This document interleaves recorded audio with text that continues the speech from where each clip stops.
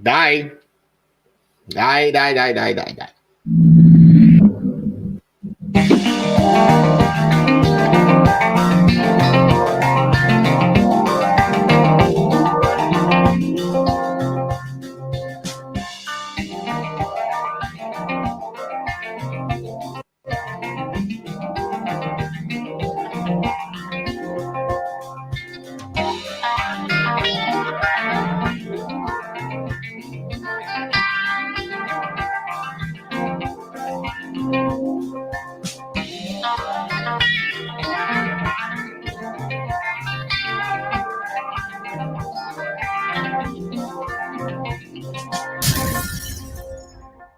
Amici bellini, sono stanco come se l'avessi giocata io. Kvicia Kvaratskhelia. Allora, calma ci vuole. Lo dico a Mario Rui, calma, lo dice Spalletti, che però predica calma, ma è lui il più, non è che è nervoso, ma è un martello pneumatico, bisogna dirlo, e l'abbiamo sentito. E tu sulla sempre, perché Spalletti no, dai. Ma forse questo serve, e quando poi si vince si resetta tutto e la vittoria è un balsamo e un massaggio anche rispetto alle parole di Spalletti che mi dovete dare voi, perché cercavo le interviste. Io purtroppo dovete sapere che con Paramount Plus sono limitato, perché non ci sono interviste di DAZN, non ci sono interviste di Sky, quindi io le recupero dopo, e quindi per questo dopo la live che si fa a caldo, il giorno dopo c'è sempre un'analisi tattica, le parole, tengo pure una cosa nuova, quindi domani lasciate i like adesso, che domani lascerete i like senza che me lo chieda nemmeno. E dai, allora andiamo a leggere tutti i vostri commenti. Ispiratemi. Prima di tutto le singole giocate, insomma le prestazioni dei singoli, mi darete modo di dirle, perché così voglio segnalare un Elmas che è entrato veramente tosto e ha fatto il lavoro per due, perché veramente ha fatto il lavoro per due, e abbiamo scoperto come si mette il Napoli in questa partita, poi magari un'altra partita fa diversamente, in caso di 10 uomini. Dovremmo parlare anche di Mario Rui, parleremo dell'arbitro, parleremo di Spalletti, parleremo di Vittorio Pensa. Ringraziamo Vittorio Pensa, eccolo qua, il buonasera, un abbraccio Vittorio e grazie sempre mille. Che gioia Kepler, che gioia Giovanni, Stream Elements che sta funzionando. Andiamo a vedere un pochino tutti i vostri commenti, i vostri saluti, i vostri messaggi. La vittoria è dedicata a Rairoldi. Su Rairoldi, ragazzi, adesso ne parliamo sicuramente. Lobotka mostruoso, ecco qua, vedi? Perché poi vedi come me lo dice Francesco, e Tore subito mi incalza con parole di Spalletti che mi interessano moltissimo, il fisico cubico di Lobotka, come dice Spalletti, e poi Mario Rui, perché ovviamente ne stavo parlando un po' con gli abbonati, l'ho citato in reaction. Se non vi siete visti la reaction, senza problemi, staccate un attimo la live, andatevi a vedere la reaction, quei 10 minuti che sono importanti perché sono già tattici, e poi tornate e lasciate i like, perché su Mario Rui ovviamente, diciamola chiaramente, la reazione ci sta, il rosso ci sta, è un rosso ineccepibile, Mario Rui non deve farlo.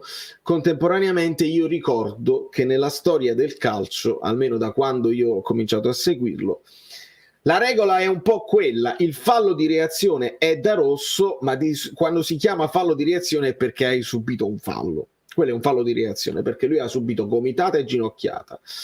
Quello l'arbitro se l'è perso. Quindi si è perso, che là ci poteva stare benissimo il fallo contro l'Empoli, ammonizione per Caputo ed espulsione per Mario Rui. Quando tu, perché poi nel primo tempo Mario Rui ne ha presi di calci e di falli, basta sentire Spalletti, il terzo fallo che fa nella stessa azione Henderson, che poi viene ammonito, quindi Henderson doveva essere ammonito prima e viene poi ammonito. Ti innervosisci, e alcune decisioni di Airoldi che poi ci hanno fatto innervosire sul finale potevano rovinare una partita che non aveva storia. Alfredo Izzo, Un abbraccio da Los Angeles Napoli Club, grande Alfredo, fatti abbracciare dall'altra parte della costa, grande Alfredo. Appena vengo a Los Angeles ti contatto, ti cerco e ti contatto. Poi ogni tanto capitano le serate anche a Los Angeles, anche in trasferta. Un abbraccione e grazie mille, e devo ringraziare anche Valeria che non manca mai. Avevo giurato a me stessa di non piangere mai più per un uomo e niente, poi Mario Rui si fa espellere a 20 minuti dalla fine sullo 0-2. Ti ho ispirato, sicuramente mi ha ispirato Valeria.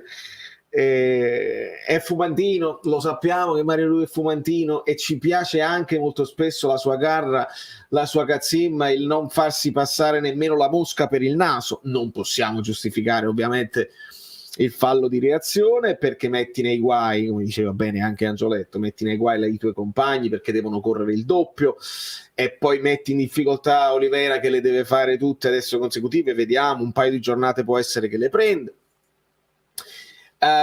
Sì, però contemporaneamente io non giustifico, comprendo perché poi è tosta quando ti prendono a calcio e non vieni mai difeso dall'arbitro, quindi il discorso è un po' questo, però sfruttiamo questa cosa per imparare un qualcosa di nuovo. I problemi sono opportunità, e quindi scusate, un po' di bicarbonapoli è importante.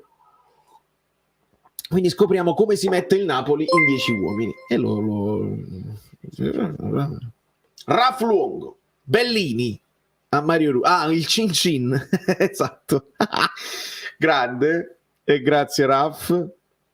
Un abbraccio gigante. Alessandro, dopo l'ennesimo clean sheet. Clean. Riflettevo sulle nostre legittime preoccupazioni di inizio campionato dopo aver perso Calzona. Stoltino, giusto Alessandro. E sotto gli occhiali da fabbro ci mettiamo non gli occhi della tigre, come ho scritto sul canale Telegram, ma a quanto pare le facce di Hat, perché poi le facce di Tasso, perché Spalletti è stato protagonista oggi in più parti, e mi dicono che ha parlato di varie facce alla Sarri. Mi incalzerete con tutte le cose che devono incalzarmi. E ringrazio anche Jacopo Statti. Amo questo Napoli, nient'altro da dire.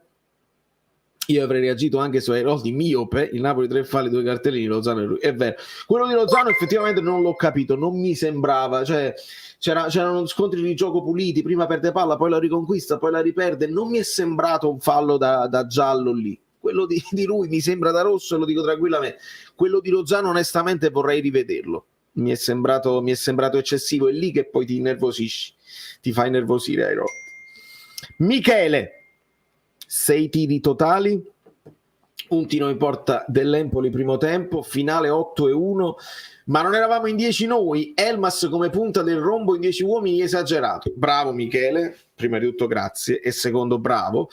Approfitto ovviamente, visto che ce li abbiamo già, gli XG di un Empoli che il Napoli fa 2 gol, ma attenzione, l'autogol che vedete, quel puntolino nell'universo, che film è? Film della Disney, puntolino nell'universo, scrivetemi vediamo chi se lo ricorda. Un puntolino nell'universo, e quello fa universo e poi interviene, non lo dico che interviene, sennò col nome capite subito. Puntolino nell'universo. L'autogol di Ismaili non vale come XG del Napoli. Quindi il Napoli, e fammi togliere Michele che ringrazio, fa 2,54 senza il gol, quindi meritava di fare molti più gol. Quindi in questo caso Napoli è anche un po' sciupone, e non ci sono nemmeno tutte le occasioni secondo me dei fuorigioco di Osi, perché lì non vale, si resetta tutto. Ecco, adesso si vedono, Francesco. Si resetta tutto. Quindi l'Empoli, onestamente, sì, ha provato qualche scorribanda, ma noi siamo stati veramente molto bene in campo, unitissimi, di gruppo, e dopo aver chiuso col 60% di possesso palla il primo tempo, il finale 57%, poi alcuni siti portano ancora 60%. Quindi un Napoli dominante anche in 10, onestamente. Bravo! Bravissimo! Bravo Vison Out, puntolino, e poi interviene Anacleto, che è uno dei personaggi più belli di tutta la storia della Disney. Lo sapevate che in inglese Anacleto si chiama Archimedes? Piace saperlo. Svelato il mistero. Nell'intervallo hanno fatto ascoltare a Zambolino della Champions. Forza Napoli sempre. Giusto anche questo spunto di Filippo Gallina, perché ve li ricordate, magari i più giovani, non lo so se ci sono ancora, gli album, gli attacca e stacca, c'erano degli adesivi che erano attacca e stacca, che mantenevano un po' di colla, quindi tu potevi attaccarli da una parte, staccarli e riattaccarli. Anch'issa oggi gli adesivi attacca e stacca, perché comincia bene, dice ok, c'ha ancora le scarpe allacciate, non se le tolte, comincia con una certa garra, poi si ammoscia, comincia a darci quella sensazione di ammosciamento, poi riattacca nel secondo tempo dopo un paio di cose, ancora così e così, capisce evidentemente che c'è bisogno del suo apporto perché non si può giocare poi in 9 e quindi riattacca, quindi con la luce alternata, sai, quando c'è un contatto, e questo è Anghissà. Allora, saluti da El Salvador, Alessandro, ricambio con affetto, sera Enzo, a me già non piaceva Parisi, ma dopo le 2 simulazioni, bravo, simulazioni brutte, ne ho viste parecchie, anche Caputo ha simulato perché non si è fatto, ma doveva richiamare l'attenzione del VAR, è evidente. Riterrei un grandissimo errore comprarlo. Saluti a Giuffredi per il laterale, signore ministro al mondo come Yusai. Ma hai ragione Enzo, adesso noi stiamo bene con Rui e Olivera, vediamo più in là se ci sarà da cambiare qualcosa, però ce ne sono di altri giocatori, non dobbiamo per forza pigliare tutti quelli dell'Empoli, non è detto. Maestro mazziato ma ingenuo, Elmas è entrato benissimo, anche chissà con le scarpe slacciate, esatto, questa cosa è a metà. Oggi sono stato a Pestum, templi monumentali, ma mai quanto la partita di Lobotka, straordinaria, sempre Valentina. E scorrono i messaggi, ragazzi, datemi like, datemi un conto dei like, fatemi sapere. Arioldi riuscirebbe a imbruttire pure un Barcellona-Real Madrid dei tempi buoni, gli lagga il cervello, è proprio una cosa di lag, non è da Serie A, assolutamente. E ringrazio Valentino, in effetti a me non convince la decisione, la direzione arbitrale di Arioldi, non mi ha convinto.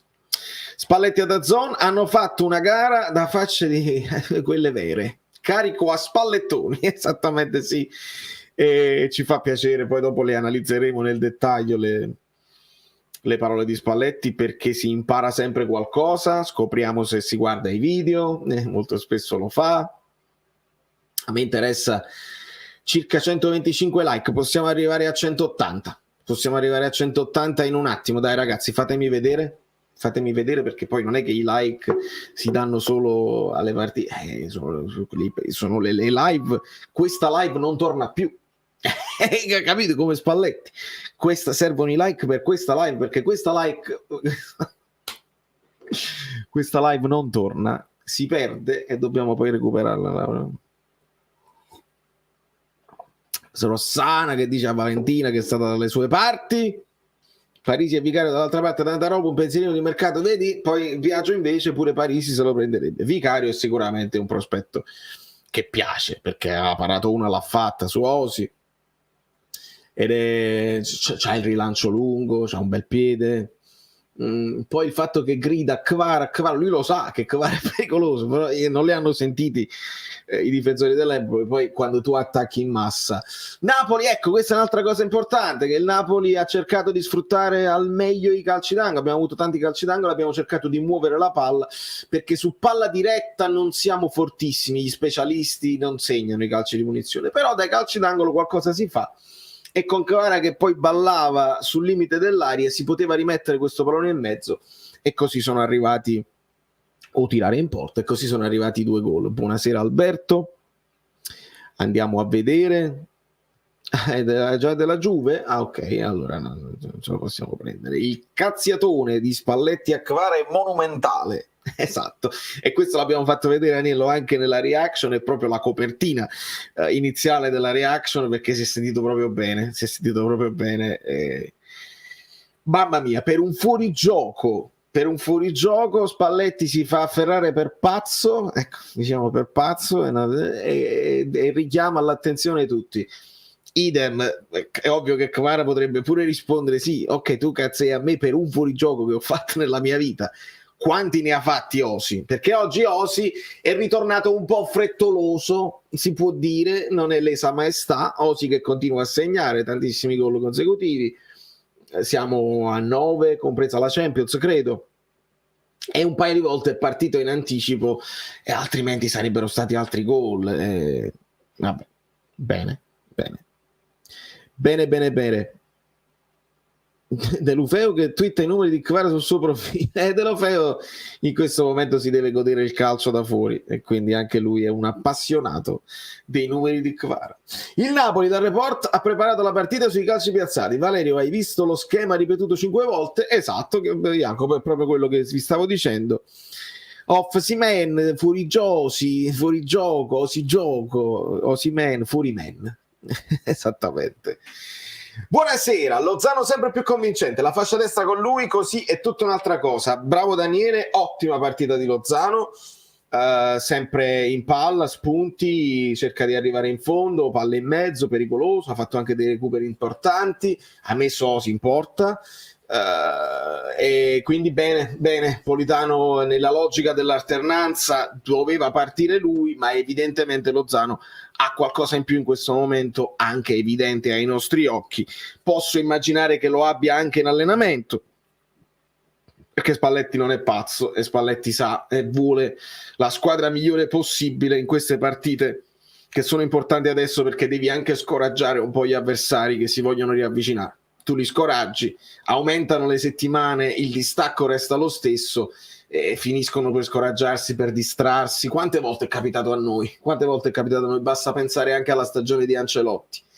Talmente tanta la distanza con la Juventus prima, tanta distanza per la terza posizione, e quindi il Napoli qualche partita la steccava anche perché mancavano gli stimoli. Questo è il primo Ancelotti, prima che poi ci fosse lo scatafascio generale. In questo caso le squadre si devono affannare perché il posto Champions non è sicuro per nessuno, perché stanno tutte in pochi punti, quindi è lì che si devono affannare, devono rimanere tesi, e quindi recuperare sul primo posto è molto difficile. Questa partita mi ha innervosito molto, forse perché ci sto credendo un po' di più. Alma. Migliore in campo per me Bobottino nostro, continuità e sicurezza, quantità e qualità fuori di misura. Bravo Losco. Sembra un refrain che si ripete, il solito ritornello, perché poi chi non vede la partita è difficile dare allo Lobotka la prima pagina, però molto spesso, se voi andate a vedere le mie pagelle, poi le rivivremo con le medie anche a fine stagione, Lobotka risulta quasi sempre il migliore in campo. Al massimo può dividere il voto più alto con qualcuno che ha segnato e che ha fatto una grande prestazione, ma Lobotka, ragazzi, nelle fasi finali dove l'Empoli ha provato a entrare centralmente, si metteva davanti. Fase difensiva di Lobotka, oltre alla fase offensiva dove alza la testa e distribuisce, la fase difensiva di Lobotka, mamma mia. Giocare per la prima volta in 10 contro 11, seppure con 2 gol di vantaggio, è stato un test importante. Il prossimo test sarà non avere Mario Rui contro la Lazio e l'Atalanta. Esatto, e vedremo Oliveira, che io ritengo sempre, come lo abbiamo immaginato a inizio stagione, un terzino normale, senza picchi di qualità, ma con un gran motore, e come ci dice anche Spalletti, uno che fisicamente è tosto, ci sta e la fascia se la fa tutta quanta. E quindi adesso vediamo con l'impegno però ne ha fatte già 2 consecutive. Ha avuto questa di pausa e quindi sono sfiducioso che non soffrirà fisicamente le 2 consecutive. Potrebbe soffrirle a livello tattico, non lo sappiamo. Sono 2 squadre toste sicuramente, Lazio e Atalanta. Vedremo. Troppi pochi like. Dai, 18 in classifica e non arrivano i like. Dobbiamo chiudere a 1800 like. Peppe Di Palma li chiede e io li voglio. Dai. Per favore fateci risentire sugli sparti il vecchio porompom. Oggi si è sentito, ho visto un grande Napoli. Mamma, innamorato sono. Oggi Spalletti Spalletti nell'intervista da Zona ha detto che i giocatori sono andati a giocare con una fascia di sì, similitudini con quel Sarri, non solo il bel gioco, ma qualcosa in più, perché poi dobbiamo essere onesti con tutti. Anche nello scegliere sempre i titolari, ricordiamolo, perché non ti sorprende quasi mai Spalletti, e anche in questa toscanata. Anche questa toscanata. Dai, cosa rischia il professore? Credo 2 giornate, Valeria. Credo 2 giornate. Buonasera amici pelini, lasciate like, iscrivetevi e sostenete il canale. Salutiamo. Non lo posso dire perché io poi vabbè. Non è proprio così che si dice in inglese, ma va bene tutto. Il professore a Castelvolturno, il portoghese, ora non è più maestro. Il maestro Rui, è stato chiamato anche professore da Spalletti, quindi noi accettiamo tutto. Spalletti ci sta facendo sognare del più grande, ma onestamente non capisco la gestione della rosa e la tardività dei cambi. Tanto la panchina è lunga e dai. La panchina è lunga è una cosa che ci diciamo tra di noi, Luis. Spalletti sta avendo ragione, noi dobbiamo accettare. Io sono stato molto preciso.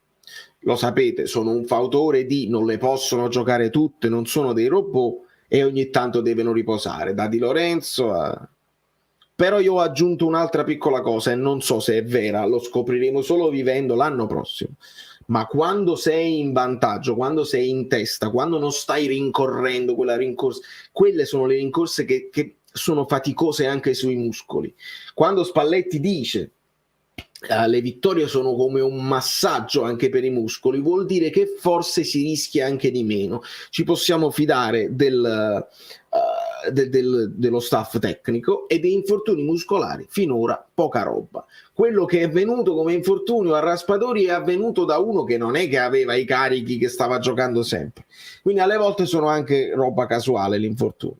Spalletti sa quello che può dare la squadra titolare e sa cosa può succedere, non tanto perché le riserve sono più scarse, certo non hanno il rendimento, se tu metti Beresischi non hai il rendimento del capitano, però è come messaggio, non deve passare il messaggio ai giocatori che questa è una partita che sottovalutiamo. Tutte le partite che stanno venendo, una dietro l'altra, occhi da fabbro, vincere, magari fare anche qualche record, magari togliersi da mezzo il pensiero del possibile recupero di un Inter. Vinci, quello ha parlato chiaro Spalletti, avrà parlato chiaro con tutti e la rosa avrà accettato tutto questo, perché li guardiamo in panchina che sono attenti, mentalizzati tutti, e poi dopo ci divertiamo, poi dopo facciamo giocare Gaetano, poi dopo facciamo giocare Zerbin, ci divertiamo, mettiamo Marfella, mettiamo Gollini, ma adesso non si può, e lo capisco Spalletti, lo capisco. Allora, ritrovata testa con messaggi minacciosi sotto caso di brutto. Stasera Mario Rui si è travestito da professore di ma ritorno in Champions, giocherà Mario Rui per far riposare Olivero o lo terrà comunque fuori per punizione per il rosso? Non credo che ci sarà una punizione, sicuramente non fa piacere. Mario Rui non è nemmeno un personaggio molto social, quindi non mi aspetto scuse pubbliche, ma sicuramente se ne parla nello spogliatoio di questo. Mario Rui sarà pentito di quanto fatto e i ragazzi lo capiscono. Credo che giocherà a questo punto Mario Rui per far riposare Oliver. È una scelta logica se la fa. Dominiamo anche in inferiorità numerica, forza Napoli da San Paolo del Brasile, Sao Paulo. Non si pronuncia così. Olivera quando ha giocato ha fatto sempre bene, in Champions è stato lui il titolare, ha giocato una gran partita anche con la Roma all'andata, ed è vero. Basta questo turnover, gioca chi sta bene, ma Salah salta qualche partita, se non è infortunato magari in Benzema. Pasquale, esatto, e questo è un altro di quei momenti di crescita anche dell'ambiente. Va bene il turnover, va bene non farli distruggere, però se noi li vogliamo considerare, se loro vogliono essere considerati giocatori dei top player, i top player giocano sempre, i top player giocano 70 partite all'anno, e le squadre importanti, il grande Liverpool, il grande Real Madrid, il grande Manchester City, alla alla fine non è che chiedi a Allen riposati un attimo, lui vuole giocarle tutte e le può giocare tutte. Poi sono scelte di gestione dello spogliatoio, ci sono dei chiarimenti, delle cose scelte anche a tavolino, ma i top player giocano, e se questi sono più top degli altri, come ci ha detto Spalletti, non possiamo farci niente. Caffè Bellini PayPal. Mark, perché non è uscito? Perché non è uscito? Uè, è pazzo Marco Basile. È pazzo Marco Basile? Ah, Marco, io così non sono i caffè arretrati Bellini, io mi bevo proprio un Bellini e lo offro anche alla band stasera, perché il che fare c'è anche stasera. Mark, ieri, no, quando è stato? Giovedì che abbiamo suonato, quello è un pub piccolino alla fine, però il batterista non se ne frega niente e si porta tutta la batteria in te. A un certo punto sono scattati i Rage Against the Machine. Bulls Parade, papo, mamma mia, che pari a me. Quando vieni a trovarmi, Mark? Dai!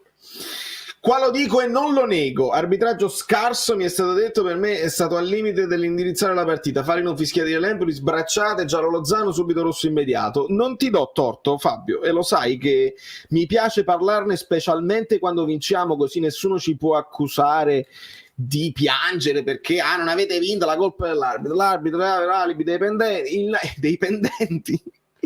Il Napoli quest'anno sta dimostrando di essere più forte di qualsiasi cosa al mondo. Grazie Marco Basile, ancora. Però sì, si può dire che ci stavano facendo innervosire, e meno male che non si è innervosito Kim, perché poi Kim era la spada pendente di Damocle, della spada nella roccia, perché lui poi è diffidato e se lo perdiamo salta la prossima. Quindi rimandiamo Kim, Lazio-Atalanta, lo rimandiamo e speriamo di non perderlo, perché la coppia Kim, oggi Rachmani è ancora più veramente sublime, ha fatto un salvataggio Rachmani all'inizio del secondo tempo che è un gol, rivediamolo, però è proprio una coppia solida che si alterna bene, che impostano bene. Noi vogliamo bene a Juan Jesus, vogliamo bene a Ostigard, però ti dà una sicurezza sapere che quella è la coppia centrale. Straordinario. Ciao Mario, un abbraccio. È stato detto, Rossana, lo stiamo dicendo, ma perché lui deve chiedere scusa, ha fatto una stagione bellissima, non si punisce un giocatore al primo sbaglio, ma infatti no, più che altro è una cosa interna, si fa con i giocatori, non deve chiedere scusa, però sai ragazzi vi ho fatto correre un po' in più, la prossima volta cerco di evitare, si può fare nello spogliatoio, si può dire, anche insomma di PR, di pubbliche relazioni è importante. Ma poi si conoscono a memoria, poi Mario lui è uno degli ultimi seratori, quindi nessuno gli dice niente. Elmas iconico, sono d'accordo Daniele, è entrato tostissimo, è entrato a tutto campo, è un Napoli che io considero, quando finiamo in 10 uomini con il 4-3-2, perché poi si vedono quasi in linea Elmas e Osimhen fare prima punta e seconda punta, Elmas un po' più dietro Osimhen, a fare un pochino a tutto campo il primo pressing e a gestire, a occupare gli spazi. Con Osi licenza di andare a prendere le fasce ed essere lanciato sulle fasce dove poi ti mancano gli esterni, perché tu togli Lozano, togli Kvara, non ci sono più gli esterni, sono esterni che comunque possono allargare, come aveva detto Spalletti, bisogna allargare le maglie dell'Empoli, quindi Osi che può andare in fascia, Elmas che si inserisce, a rimorchio possono arrivare Zielinski, anche Zielinski ragazzi, grande partita di Zielinski, grande partita di Zielinski, fa piacere guardare. Ma la notizia della testa dove l'avete letta? Non date queste false notizie. E allora smentiamo, se non ci sono conferme la smentiamo subito. Poi questo poi è il bello di YouTube, quando arriva uno, scrive un commento, io lo prendo, poi vanno sempre ovviamente confermate le notizie, è chiaro. Mario lui veramente non cambierà mai, non mi arrabbiavo così da veramente tanto tempo, ha rischiato di rovinare uno spettacolo, bene come ci è andata, ora 2 giorni in tribuna per raffreddare. Tu dici, vabbè, i 2 giorni che salta, dici comunque di portarlo in tribuna, non sarebbe la prima volta, non sarebbe la prima volta, vediamo, i ragazzi sanno, Spalletti sa come fare, poi ci sono le condotte, ci sono i contratti, ci sono le condotte, il codice di comportamento, quindi si sa già cosa succede se c'è una cosa del genere, se c'è un fallo di azione, è tutto scritto e faranno quello che si deve fare. Ma se dovesse essere necessario, ma proprio necessario, Beresischi può giocare anche a sinistra? Sì, può giocare a sinistra. L'ho visto fare anche il braccetto di sinistra, Beresischi, se non sbaglio anche in nazionale, lo può fare, ma te lo dico subito, Peggiorini, se dovesse esserci il momento di grande emergenza, sposti Di Lorenzo a sinistra e Beresischi sulla fascia destra. L'ho letto già, perché fai stare quello là un pochino meno performante sul suo piede favorito, e Di Lorenzo, che è robotico, che lo ha fatto anche in passato, che si adatta dappertutto, lo metti a sinistra. E già è scritto, ma speriamo di non doverlo vedere mai. Capacità di Kim di giocare con le munizioni di file sulle spalle impressionante. Lui e Amir stanno dando una solidità straordinaria a discapito del povero Meret, sempre senza volo. E anche adesso, guarda che Meret ci ha provato, si è buttato su quel pallone che era un tiro di Henderson, credo, da lontanissimo. Il pallone finiva anche fuori, ma lui solo voleva sporcare il guanto, Meret. Quindi, poveri, cominciamo a dare i 6,5 d'ufficio, perché poi è un peccato non dargli mai voto. Però non mi ricordo una parata di Meret oggi, veramente non mi ricordo. Andiamo, non ti preoccupare, il secondo messaggio va sempre bene, Enzo. Sono 3 partite che Osimhen dal 65esimo, 70esimo fa stretching, infatti sia col Sassuolo che oggi davanti al portiere sbaglia. E può essere che sia arrivato, guarda, il mio addetto stampa ha detto che, insomma, probabilmente è arrivato il momento di un po' di riposo per Osimhen. Ci dobbiamo fidare ovviamente dello staff tecnico, però ci può stare. Io credo che se non è a rischio infortuni può essere un po' stanco, è uscito stanco, si è visto che è uscito stanco. Simeone è lì pronto, quindi Spalletti lo fa giocare. Era meglio avere anche Raspadori per avere anche comunque eventuale una sostituzione anche in attacco se ti serve. Però è chiaro che se Osimhen sta bene, se sta all'80%, anche se sta al 70%, Osimhen gioca, perché seppure non sta in forma straordinaria, allunga, acchiappa. Lo so, la paura è l'infortunio, ma ci penseranno 2 volte, perché è stato già fatto una volta questo errore, quindi non credo che lo faranno di nuovo. Hello, Perry Leary from New Jersey, you're right here. Stai qua vicino, ci sono dei tunnel per lo mezzo. Un abbraccio.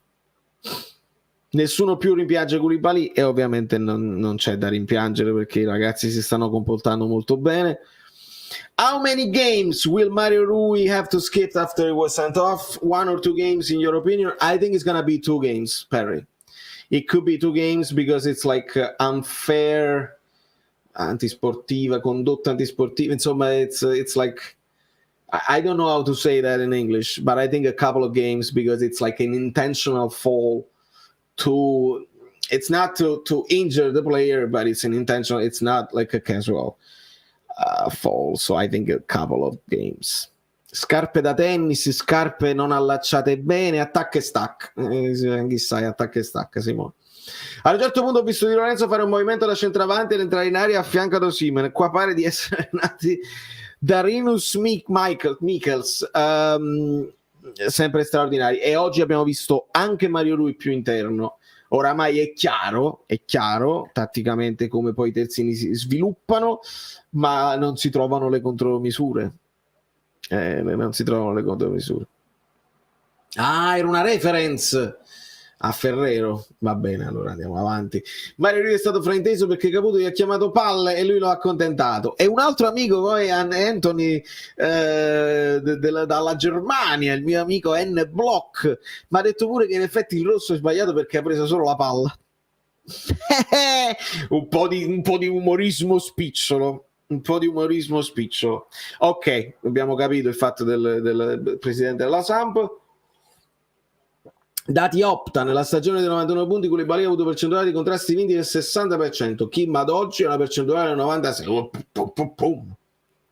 La tessera del tifoso vale solo per Lazio e Atalanta.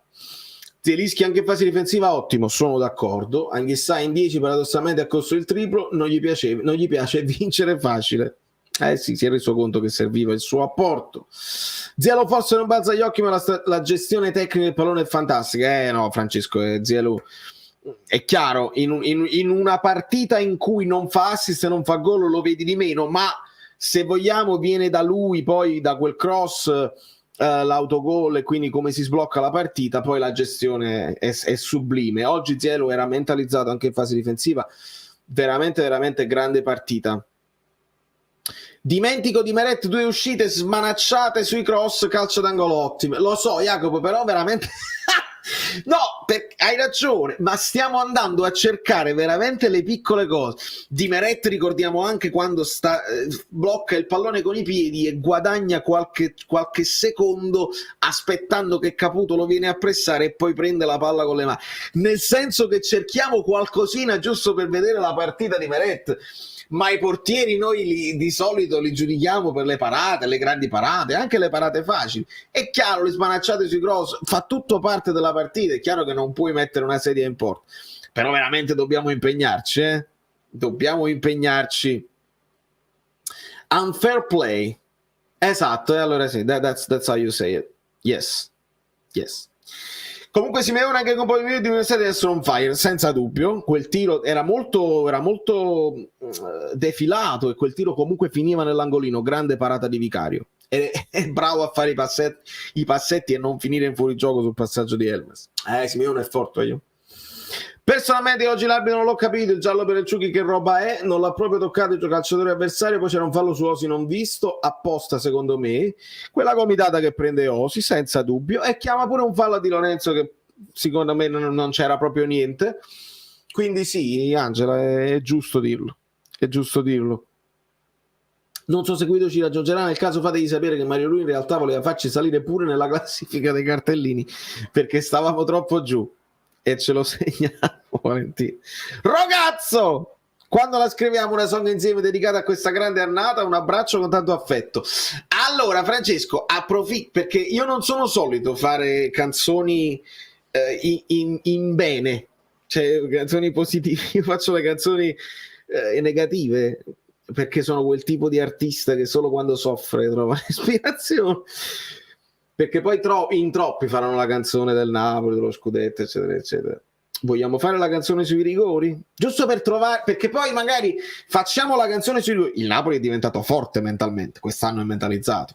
Il Napoli, il mistero della squadra azzurra, no? E il Napoli adesso in questo momento non ha misteri, anzi il mistero è come fanno a vincere tutte le partite. Quindi sono sempre canzoni che poi diventano vecchie e non diventiamo mai virali. Facciamo la canzone sui rigori così impariamo a tirare anche i rigori. Vai Francesco, mandami qualche accordo. Nonostante la poderosa rimonta delle squadre a strisce, ritengo il Napoli la squadra meno arrogante dell'otto. Ciao Valerio e forza Napoli. Segna per noi, gonfia la rete. Grazie Pidio sempre della tua presenza. Sì, proprio l'arroganza non fa proprio parte di noi. Siamo proprio bravi ragazzi in campo e fuori. È evidente. Ciao amiche ed amici, un Napoli sempre più tranquillo cancellando gli ultimi dubbi. Un abbraccio Virgilio, un abbraccio anche a Vincenzo di guida, di quanto sto dietro ho avuto il che fare, quindi non ho potuto vedere la partita, mi fate sapere cosa è successo. Vincenzo, ne stiamo parlando, un Napoli convincente, 2-0, dominio totale, poi finisce in 10 uomini, dominio totale ancora, sempre convincente, resta il 2-0. Quindi vai tranquillo e vediamo a quanti like stiamo, mentre nel frattempo dovrei prenotare, lo so, la canzone sui rigori sì, ne abbiamo parlato e devo ringraziare Mario Cutolo per il suo supporto. Devo smettere di bere acqua gassata. Grazie Mario, mi è piaciuto pure il tiro di Gaetano. Sì, anche lui là nell'ultimissimo recupero palla alto, quelle sono le cose che vi farò vedere domani con gli screenshot. Si gode, sappiate che domani nell'analisi tattica si gode e c'è pure una grafica diversa, devo fare una cosa diversa rispetto alle freccette. Iscrivetevi al canale perché mi diverto assai. Grazie Mario. e grazie Virgilio, saluti dalla Germania, vicino Francoforte, un Napoli sempre più tranquillo, cancellando qualsiasi dubbio. Ti avevo letto pure prima, ma tu sei talmente straordinario che vieni a supporto. Grazie Virgilio, sempre. Allora, sui rigori, sì ragazzi, ho letto che pure Rogazzo è d'accordo e verrà una bella canzone funk, credetemi. Io penso che il Napoli sia in una grande forma atletica. Probabilmente Spalletti nella pausa ha impostato una preparazione per arrivare nella massima forma a marzo. Può essere, Giuseppe, perché qui è dove poi il Napoli doveva affrontare già le sfide di Champions e quindi doveva garantire freschezza nel doppio impegno. Spalletti sa che questi sono momenti importanti del campionato, perché se continui ad avere questo distacco importante da quelle che ti inseguono si scoraggiano e quindi tu puoi giocare con più tranquillità. È possibile, mi spiego anche le gambe un po' più pesanti con l'Inter, mi spiego tutto, quindi ragazzi, quando e se si dovesse vincere, quando, io ci credo assai. Faremo un bel elenco di tutte le persone che dobbiamo ringraziare, De Laurentiis, Giuntoli, Spalletti, i giocatori, lo staff atletico, lo staff tecnico, perché poi quando c'era da dubitare di qualcosa noi abbiamo dubitato di tutti, ed è giusto pure, perché uno si vuole chiedere il perché, il mistero della squadra azzurra. Va bene tutto, contemporaneamente dobbiamo dare i meriti a tutti, dal primo all'ultimo, dei massaggiatori, Starace, tutti, veramente tutti. Gli unici che non... Vabbè, ci arriveremo perché io farò partire una petizione. Sappiatelo che sono pronto, però non è ancora non è matura, ma sono pronto per far partire una petizione e per l'anno prossimo non voglio sapere niente. Hai sentito, Lete? Canada Drive, vedi, loro sono in rotta. Non voglio sapere niente. Mi dovete fare questo regalo. Nella maglia che porta il tricolore sopra. Kvara, non farmi incazzare. Esatto, altro che Gattuso oggi si è puntato moltissimo su Zielo e sui movimenti di Zambo a inizio partita. Schifo. Come schifo? Si è puntato sui movimenti di Zambo, schifo. Beh, schifo nel senso, non ho capito perché dici schifo. Ayub, chi prenderesti come sostituto in Dombele? È difficile, lasciamo fare a Giuntoli e poi vediamo. Sicuramente ti confermo che non confermerei in Dombele. Il martello del fabbro mantiene incandescenti ed affilati le lame azzurre. Bella Cutolo. Questo è un memorabellino. Ora alzo l'asticella. Voglio i 103 punti record della Serie A. Forza Napoli che ce la puoi fare. Salvatore, sono con te. Perché poi se devi vincere il Napoli deve solo stravincere. Sono d'accordissimo. Allora, i like dove stanno? Che Napoli. Si deve parlare di questo Napoli per decenni. Si dovrà fare il paragone quando arriverà una squadra, ma questa somiglia a quel Napoli dominantissimo che non si poteva fermare, o anche con lo stesso Napoli, ma questo Napoli vincerà, se riuscirà a fare il Napoli di Spalletti, quello dei 103 punti, sarebbe proprio bellissimo, sarebbe una soddisfazione straordinaria. Bene. Solo degli ingenui possono non credere che la programmazione e la preparazione durante la pausa non siano state calcolate. Complimenti a tutta la società. Victor nell'intervista post partita ha elogiato il gruppo, che gli fa piacere essere leader, ha elogiato Spalletti, ha detto che grida e chi grida per spronarti e migliorare. Io poi me la risento in inglese, me la risento in inglese perché non mi fido, non di te Fabio, non di te assolutamente, ma di chi poi la traduce al volo. Poi la rileggiamo bene. Sì, effettivamente siamo informissimi perché siamo stati bravi anche in 10 contro 11 a imporre il nostro gioco. Con calendario alla mano, quando preferiresti vincere lo scudetto matematicamente, cioè dove sarebbe più emozionante e romantico? Amico mio, ci sono due cose. Uno sarebbe vincerlo a Torino e un'altra sarebbe vincerlo tra le mura amiche. Non so se in quel periodo qualcuno faceva dei calcoli, si parlava della Salernitana, non lo so, però visto anche il periodo, vincerlo in casa della Juventus, devo dirvi la verità, è una favola, una bella favola.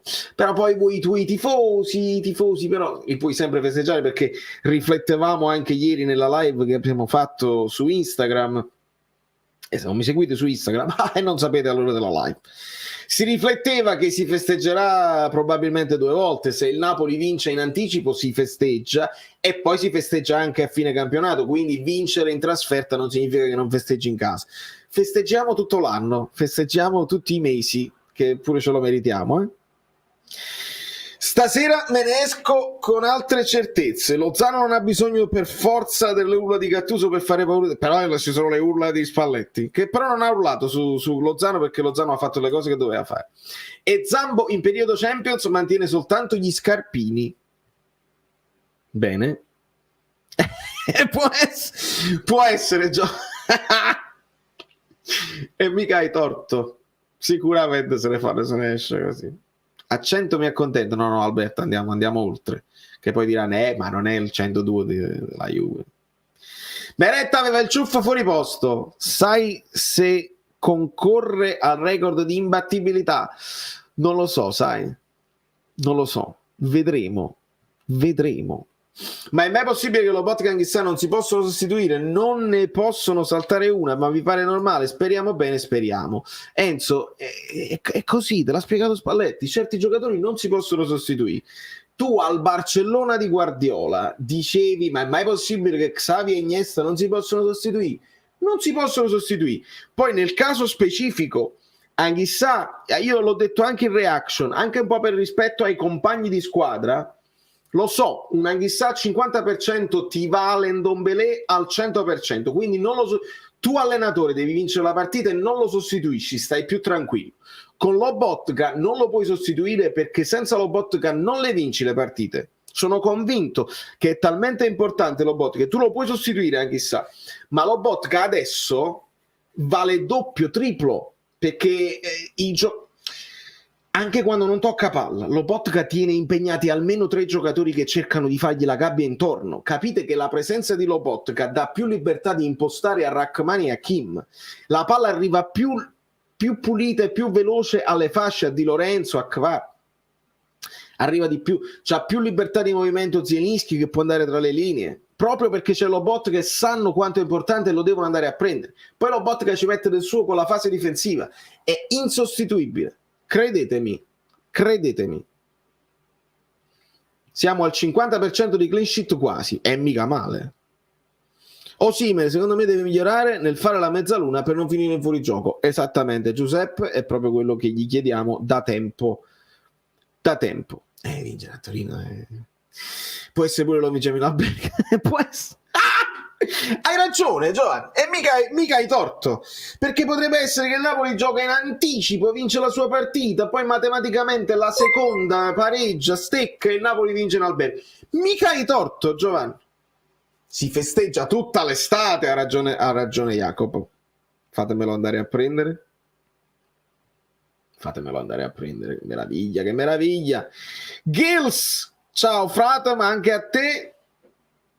Sì, si festeggia tutta l'estate, ma senza alcun dubbio, ma si festeggia pure l'anno prossimo, perché io insisto, se si possono mantenere Osic, Vara, se si può mantenere Spalletti, se si vuole aprire il ciclo, benissimo, dimostriamo di avere, perché i ragazzi sono giovani, non è che tu hai impostato la squadra per vincere adesso, tu hai impostato la squadra per mantenerti ad alti livelli per parecchi anni, perché hai rinfrescato, quindi c'hai la possibilità, c'hai il dovere di provarci ad aprire un ciclo e rimanere vincente. Pierluigi Lanza, benvenuto sul canale. Devo aggiustare questa scritta. Vabbè, me lo ricorderò un giorno. Ha detto Stampa, ricordami a fine live che devo aggiustare la scritta. Va bene, però io dico anche se poi magari si guadagna qualcosa in più, aumenta il fatturato, facciamo lo stadio, dai, facciamo lo stadio, magari così non dobbiamo fare il casino del comune che non può accettare il regalo della statua di Maradona perché è un valore troppo alto per essere una donazione, il che significa che il valore della statua poi dopo non c'è concorrenza leale tra quelli altri che potevano partecipare al bando del fare la scultura, e quindi non si può fare. Tecnicamente il Napoli città comune non può accettare il regalone, Cosa significa che poi adesso altri comuni tipo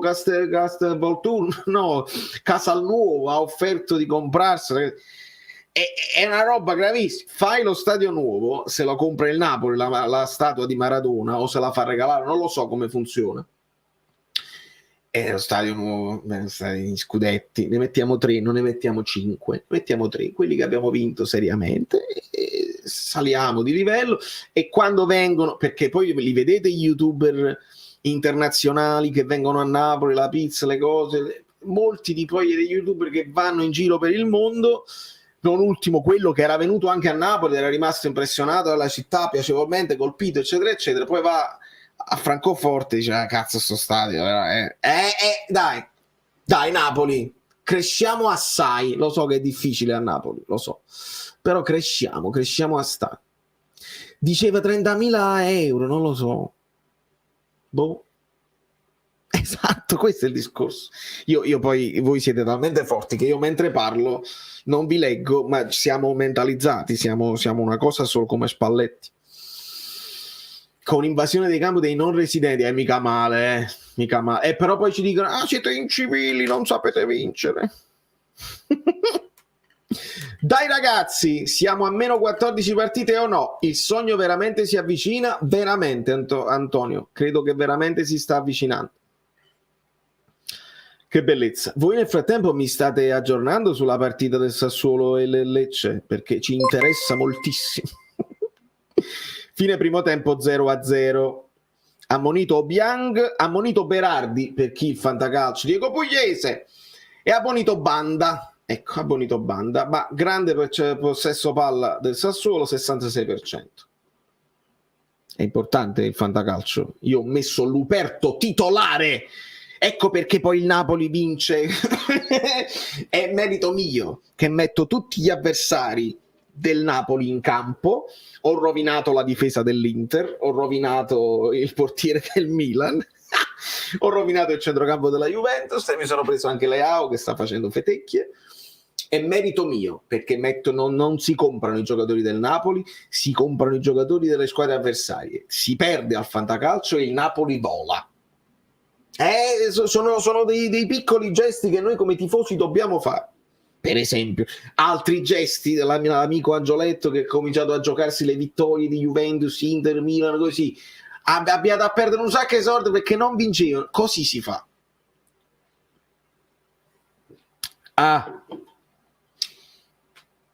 Bravo, non mi ricordavo il nome, Giovanni, esatto. Togden. Varatelia. Allora, se non sei iscritto al canale sei completamente pazzo. Almeno 15 punti di vantaggio a 14 partite alla fine. Per me oggi lo abbiamo vinto. Proprio l'abbiamo vinto. Io sono d'accordo, lo sapete, mi seguite, chi mi segue lo sa. Io quest'anno mi sono sbilanciato. Non mi sbilancio mai. Quest'anno ho detto che ci credevo e ci credo ancora, ovviamente, ci credo sempre di più, anche perché ricordate che a gennaio comincia un nuovo campionato, dopo la sosta è tutto diverso, il Napoli segna di più e vince di più, vabbè, quindi io mi sono sbilanciato, però da sbilanciarmi a comprare già una bandiera col 3 no, lì vado in difficoltà, non è il caso, non è il caso, cioè che cosa ti cambia che sventoli una bandiera già col 3? La bandiera col 3 alla fine, quando è ufficiale, quando te la date, te lo mettono in petto, ecco, guadagnato, meritato, anche perché ragazzi così sta ragionando Spalletti. Angioletto! Esatto, vedi che l'ho detto prima che lo scrivessi. Tu col fantacalcio, io con le bollette contro il Napoli. Soldi spesi bene, è così che si fa. Quando uno poi non può supportare in altro modo, è così. Antonio, stai una favola, però io la penso diversamente, si perde, non sono ultimo perché poi qualcuno dei giocatori sta facendo, comunque ho Immobile, chi altro c'ho, alcuni, Kostic per esempio, io speravo di rovinarlo, ma Kostic sta facendo un grande campionato. Non sono ultimo, sono tipo terzo, me la sto giocando terzo in classifica, ma voglio perdere. 254 like, bevo, no, non parlo più. Che bevo, chiudo la live.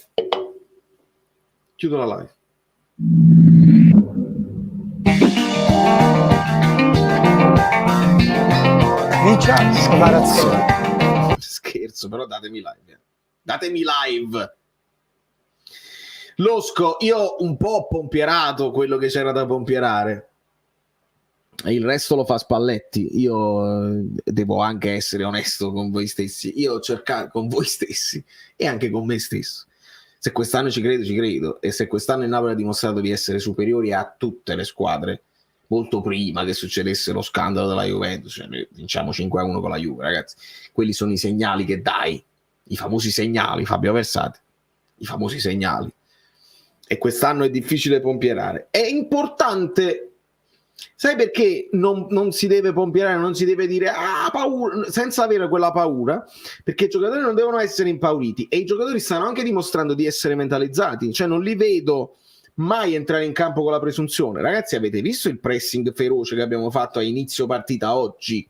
Pressing ferocissimo, cioè il Napoli non ha aspettato, giochicchiato, controllato, vabbè a un certo punto lo facciamo, vediamo un po', siamo andati proprio forti, siamo andati fortissimi sugli avversari, poi lo devi trovare, che comunque gli avversari si difendono bene, ma io li ho visti mentalizzatissimi. Poi adesso abbiamo visto ancora una cosa di più, abbiamo visto mentalizzati nella difficoltà di stare in 10 uomini, bene. Per fare 103 punti possiamo anche perdere 4 punti, una sconfitta e un pareggio. Speriamo di perderli il più tardi possibili, ma magari. Con lo stadio nuovo hai detto 3 scudetti e non 5, sono ancora 2. Chiaro, ma perché ti sto dicendo...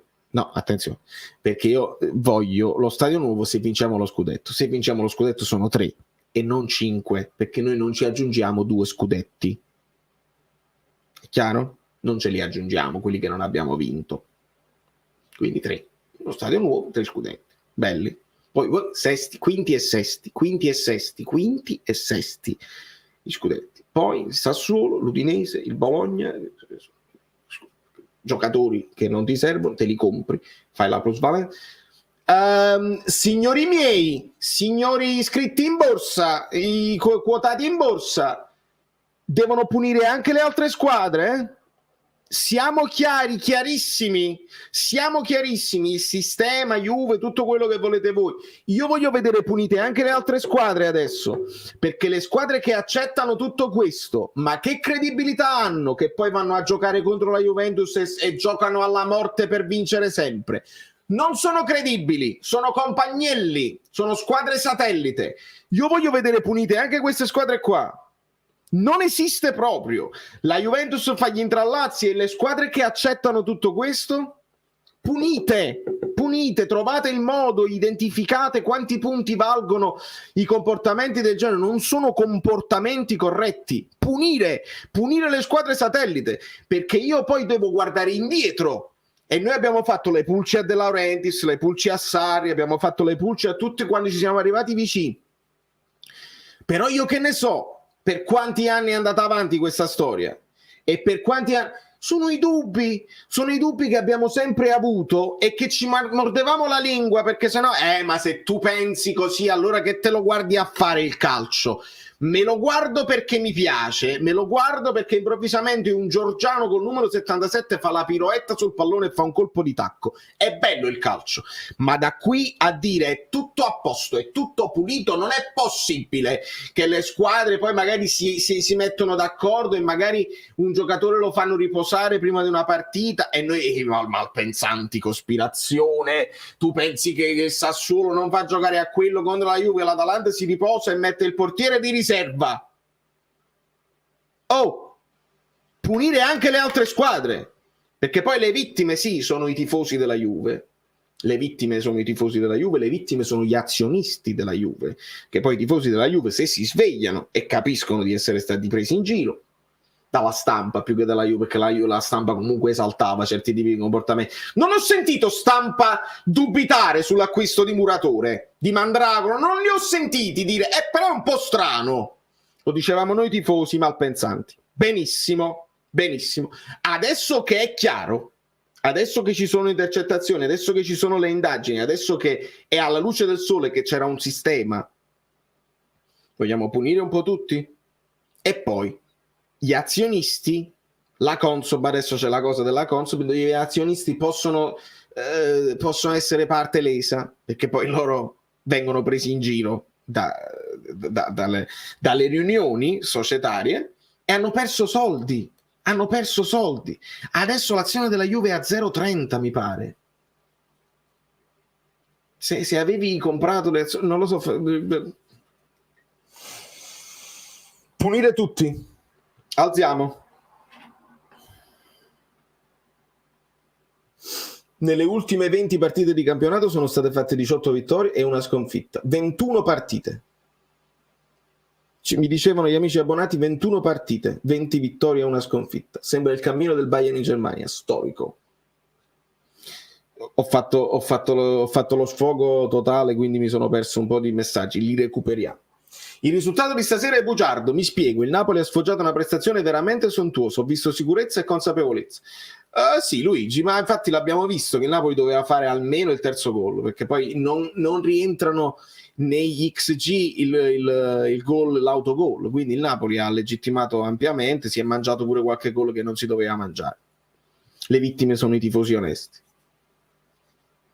che si vogliono vedere un campionato dove tutti gareggiano contro tutti.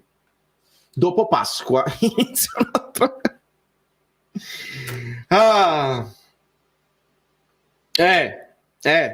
esatto.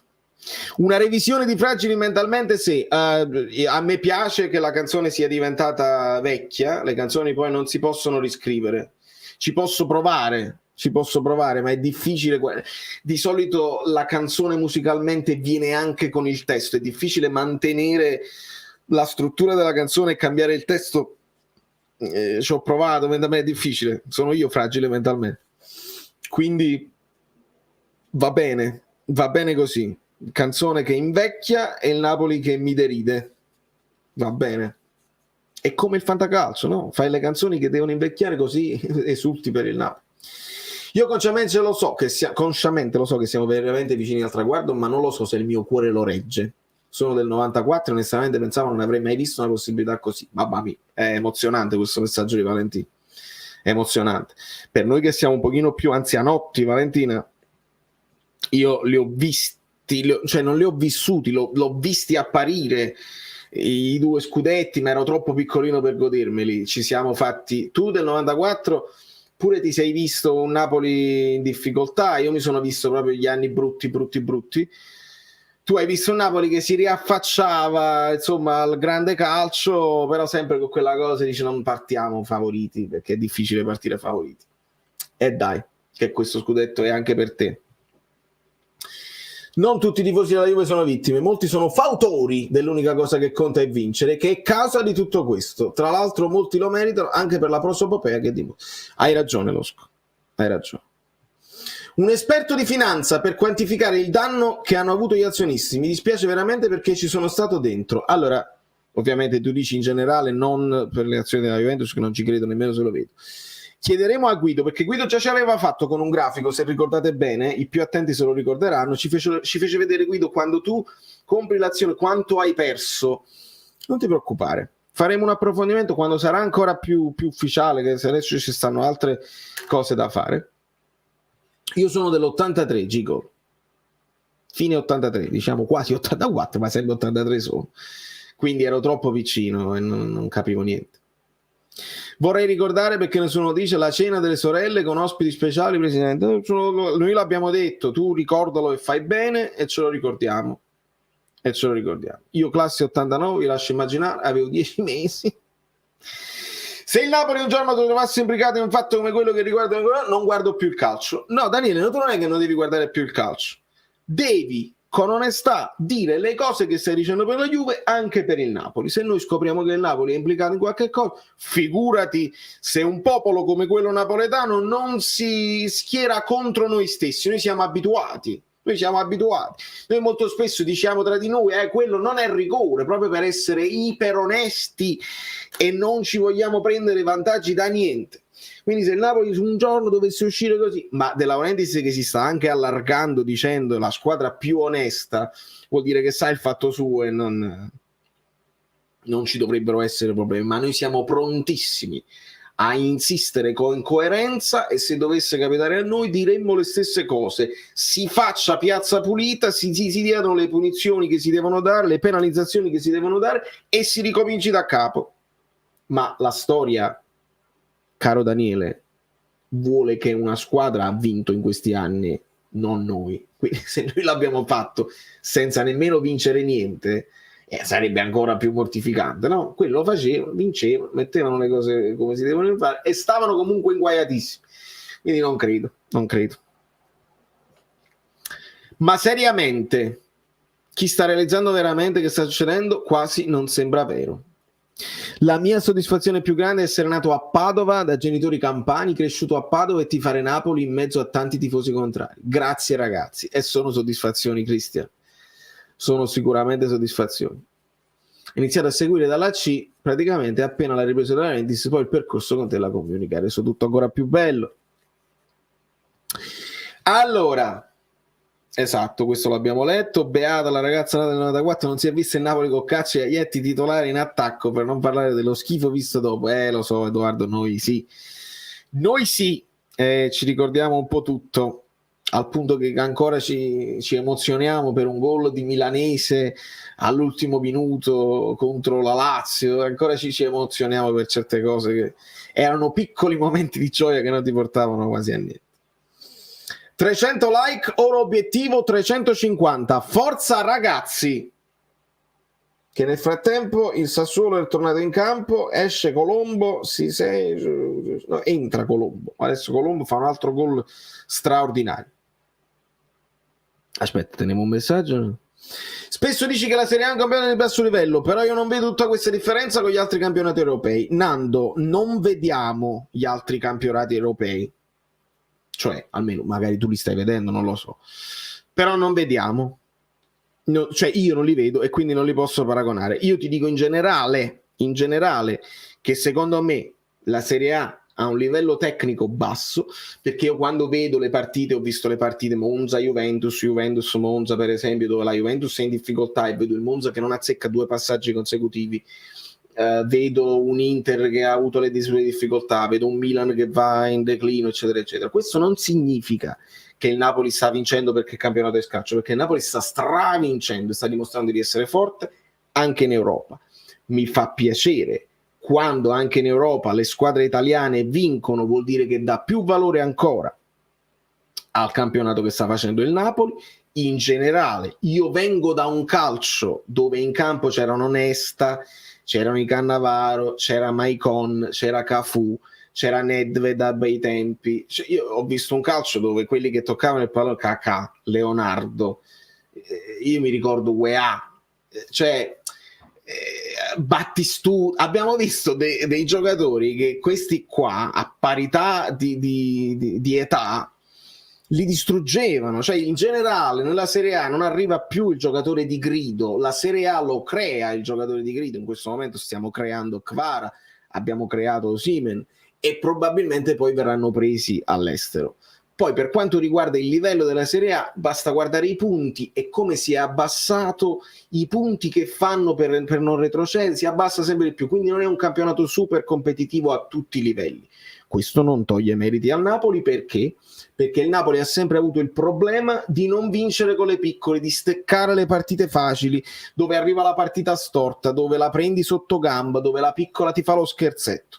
È lì che il Napoli mi sta dando grande soddisfazione, è lì che il Napoli mi sta dimostrando di essere veramente forte, perché con gli scontri diretti, tutte triple, insisto, una la puoi vincere, una la puoi perdere, si pareggia, le altre vinceranno, pareggeranno, va bene tutto. Vinci le altre partite, le 12-13 partite che rimangono, e vedi che fai tutti i punti che ti servono per raggiungere il punto che ti serve. I punti che ti servono per raggiungere il punto che ti serve. Quindi molto bene il Napoli che vince con le piccole. Non mi interessa il livello delle piccole, perché il Napoli ha sempre perso con squadre più scarse di lui. Quindi bene. A 400 like almeno verrà Guido. Forza amici bellini. Io manco lo seguivo il calcio, ho iniziato quando siamo andati in C, per senso di appartenenza. Lui ha visto Kroll. Dai. Il gol di Beto in Coppa Italia che ci ha fatto piangere. il campionato italiano non è di basso livello, lo dimostra tutte le anni, sta in errore, Napoli che è troppo forte. Mario, spero che tu l'hai scritto prima che ho fatto tutto il discorso, perché è un discorso che ho fatto in italiano e quindi è bello chiaro, non c'è bisogno che te lo devo ripetere. Dai Rima Iaie, Eric Haaland, immagino tifoso della Rima e quindi va bene anche così. Piccolo mio aneddoto personale che voglio condividere: mio nonno nel 2015 come post Benitez disse che avrebbe preso Spalletti pensando fosse il meglio. Oggi non può vederlo, ma aveva ragione. Che bello DP, mi dispiace tantissimo che lui non possa vederlo, però che bello questa confidenza che ci fai con la community. E ci aveva visto lungo. Io non mi prendo meriti, a me è piaciuta la scelta di Spalletti quando l'ha fatta il Napoli, perché voglio un allenatore con l'esperienza, non voglio sentire quei discorsi, non ha l'esperienza, perché poi è vero, non puoi paragonare l'esperienza di Spalletti con quella di Gattuso, non lo puoi. Quindi è importante l'esperienza, è importante per gestire un ambiente come noi, è importante per gestire le prime donne, è importante per gestire un gruppo giovane, è importante per gestire una società snella, uno che abbia personalità. Quindi Spalletti, scelta giusta, non giusta, giustissima. Se usiamo questa logica del torneo scarso, come la mettiamo con Juve e Milan? Vorrei la certezza matematica il più presto possibile per tutti quelli che stanno lottando contro il tempo. Mio padre, vedi? Mio padre non ha visto il primo scudetto per 3 mesi. Hai ragione Salvatore, che pensiero sottile e tenero. Hai ragione. Sperando che almeno quelli che stanno lottando contro il tempo magari si sono goduti i primi 2, facendo un discorso un po' più ampio. Comunque hai ragione, un motivo in più per ammazzare il campionato, un motivo in più per stravincere. 6 vittorie su 7 in tutte e 3 le competizioni europee. È davvero così scarso il campionato italiano? Sì, Fabio, l'ho spiegato, non devo ripetere. Fabbro versatile, ed è arrivata anche Polly, di conseguenza devono salire i like. Non c'è dubbio. E fragile mentalmente ci dice forte Osimhen, perché ci sono queste cose tra di loro. Fragile mentalmente, arrosta l'abbonamento, ti caccio subito, immediatamente. Forza, rispetto per gli abbonati. Allora, i like, non parlo più. Si lanciano i cuori.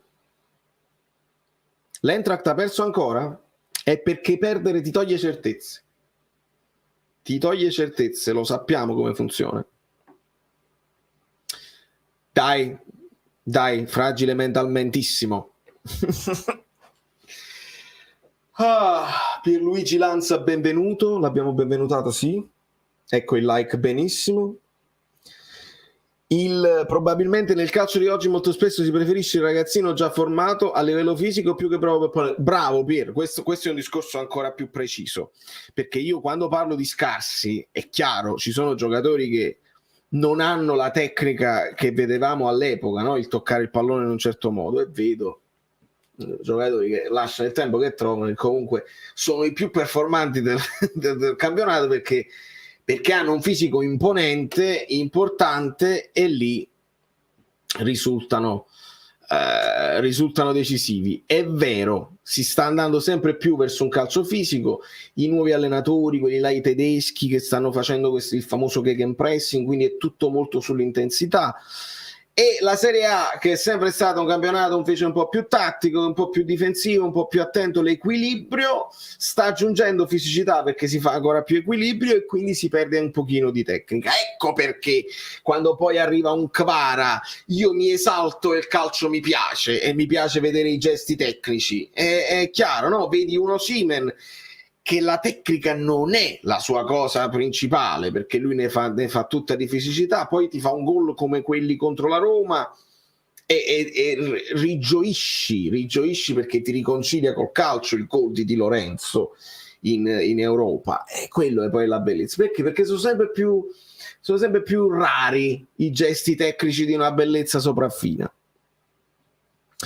Comunque gli allenatori a Napoli fanno sempre bene, Spalletti, Sarri, Mazzarri, Lippi. Sì, poi dipende, il far bene va bene, poi bisogna arrivare fino in fondo. Se Spalletti riesce ad arrivare fino in fondo, se li mette tutti in tasca questi qua, Che ne pensi dei sorteggi di Europa League e Conference? Pensi possono passare tutte? Juve, Friburgo? Sì, può passare. Roma, Real Sociedad è tosta. Lazio, Alkmaar, non lo so Alkmaar che squadra tiene quest'anno. Fiorentina, Siv Sapo, non ho proprio idea, mai vista. Quindi credo di sì. Penso che la Roma avrà una sfida tosta, però le altre dovrebbero passare. E per il ranking è ottimo. È ottimo. E ci dà anche ancora più soddisfazione. Vuol dire che le squadre italiane sono forti in Europa e quindi il Napoli ha fatto bene. Ricordo un video dove Maradona insegnava ai ragazzi giovani come calciare le punizioni. Ci servirebbe ora, maledizione. Mancano anche questi. Alle volte, e ce lo dicono tutti nei racconti, che i giocatori decidevano di rimanere da soli. Alcuni giocatori ancora lo fanno, ma sono sempre di meno. Decidevano di rimanere e allenarsi da soli con il pallone per fare la famosa perseveranza, nel senso di allenare la tecnica individuale, di diventare di migliorare, perché tu pensi di essere arrivato a un certo livello, giochi in Serie A, giochi in Champions League e pensi di essere arrivato. No, sei ancora giovane, qualcosa la puoi ancora migliorare, puoi smussare. Se tiri 100 punizioni in più e la memoria muscolare è migliore di quando ne hai tirati 100 in meno, quindi rimanere anche se non hai un Maradona che ti insegna, rimanere e ci lavori, si migliora. Basta vedere per esempio i famosi freestyler che fanno tutti quei palleggi, hanno una tecnica sopraffina, li metti in campo, non valgono 2 soldi probabilmente perché c'è tanto altro da fare, ci sono gli avversari, non puoi usare le mani eccetera eccetera, però i freestyler ti insegnano che chiunque, se si applica, può migliorare la tecnica e può arrivare a dei livelli incredibili. Quindi sì, forse in questo i giocatori moderni potrebbero fare di più. Giocatori che saltano uomo si contano sulle dita, l'Inter non salta uomo neanche sotto tortura. È vero, è lì il dribbling è tecnica, il dribbling è estro. Ciao Valerio, non immagini che goduria per me che vivo a Torino, non vedo l'ora di prendere quel treno che mi porterà all'ombra del mio Vesuvio per vedere la gente essere felice. Alfredo da Torino, grande Alfredo, vedi poi ognuno di noi, chi sta all'estero, chi sta in un'altra città se la vive ancora con più nostalgie, perché poi il Napoli è appartenenza e non è solo calcio. La fisicità ormai è cercata in tutti gli sport. Ho seguito il tennis per tanti anni deliziandomi con Federer, dopo di lui solo Fabbri, infami Fabbri. Non me ne voglia il mister. Infatti ti dico la verità Valeria, una di quegli sport dove mi piace di più vedere le donne è proprio il tennis, perché sì, sono forti anche loro, però hanno meno quella potenza che la palla quasi non la vedi ed è tutto sullo strappo fisico, cioè, devi vedere più la tecnica e le scelte. Il tennis come la pallavolo, questa è una cosa che mi ha insegnato anche Angioletto, la pallavolo, i maschi sempre il pallone a terra perché sono troppo più forti fisicamente, saltano migliaia di metri, schiacciano fortissimi, invece nel pallavolo femminile c'è un po' più di gioco, un po' più di tecnica, un po' più di salvataggi, è un po' più avvincente se si può parlare così. Li esaltano come se fosse il Brasile di Rivaldo, vedi Rivaldo, Ronaldinho, dai, non c'è proprio dubbio. Sempre più rari i giocatori eccessi in tecnica potrebbero in realtà essere la conseguenza di squadre sempre più corte e sempre più veloce, anche questo è giusto. Poi vanno di conseguenza, ragazzi, non c'ho i giocatori tecnici, benissimo, devo avere la squadra cortissima e guadagnare nella profondità. Non ho il giocatore che dribbla, ok, devo fare il gioco posizionale, devo fare gli scambi, le triangolazioni e trovare poi il lato debole. Mi porto 2 giocatori. State vedendo, no? Quando molto spesso Zielinski e Anghissà si trovano sulla stessa zona. Perché? Perché fanno, e stavolta me lo ricordo, densità, fanno più densità, tra densità e intensità, perdo sempre la bussola, fanno perdere la bussola agli avversari, crei la superiorità numerica e lì poi rendi l'altro lato debole, vuol dire che qualcuno è dovuto scalare per venirti a prendere la mezzala dall'altra parte che è venuta dall'altra parte a creare superiorità numerica, arriva Di Lorenzo vedi? E poi devi trovare delle soluzioni. Quando non hai i geni del pallone trovi delle soluzioni ed è bello anche vedere le soluzioni. tirare forte e tecnica, tipo il dritto di Natale lo so fare, sì, vabbè, è chiaro, nello specifico sì, però hai capito il mio discorso sicuramente. Sono d'accordo con te, quando giocavo a basket l'allenatore mi faceva tirare 50 tiri liberi a fine allenamento e ancora adesso li metto ad occhi chiusi. Memoria muscolare. Memoria muscolare. Densità, esatto. Buonasera Alessio, se vinciamo, scusami, quando vinciamo ci dedichi un pezzo tuo, grazie. Alessio, vi dedicherò proprio un concerto, Poi non lo so se riuscirò a scrivere un pezzo per lo scudetto, vediamo le emozioni cosa ti porteranno, però Giovanni sente il profumo di Guido, vediamo, perché Guido lo sapete che è sempre anche molto impegnato, quindi quando viene a volte anche postazioni di fortuna, non è sempre così, ma lui ci delizia sempre, noi lo ringraziamo sempre. Amici bellini, ciao a tutti e buonasera. Valerio, non avete letto il ranking aggiornato ieri? Opta Power, Napoli terzo, solo dietro al Bayern, Monaco e Manchester City. Che soddisfazione. Sì, Elena, sì, stiamo facendo una stagione, perché poi è bello dire stagione, non solo campionato, stagione, la season che comprende anche le coppe. Bene. Vogliamo parlare della grande Ashley Barty, talento e tecnica che massacrava a suon di tagli le avversarie. Siete molto più preparati di me. Anzi, se ci fossero giocatori forti tecnicamente con squadre corte e giocatori sarebbero una fortuna. Saltando l'uovo si apre l'autostrada. Sì. Va bene. Allora ragazzi, si sta avvicinando, ma i like io non li vedo. A quanto stiamo? È incredibile pensare che come prime punte giovani, subito dietro Allen c'è Osimhen. Al momento sì, i numeri parlano chiaro.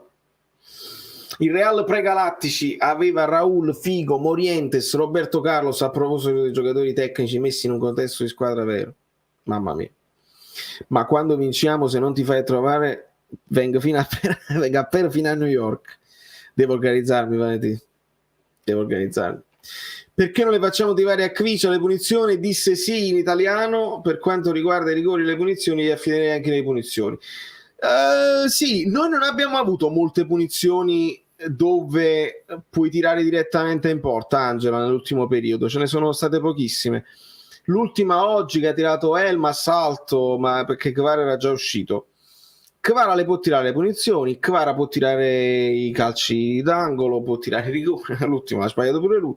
Però in questo caso vedi che quanto è stato importante, anche questa l'ha studiata Spalletti, evidentemente ha studiato il posizionamento a zona dell'Empoli o a uomo dell'Empoli sui calci d'angolo e ha messo Kvara al limite dell'area, è diventato un pericolo costante e i gol sono arrivati così.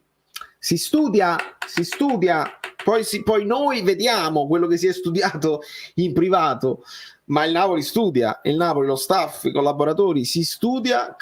Vicario aveva voglia di alluccare, Kvara, non già arrivavano perché dovevano marcare altra gente. Si studia.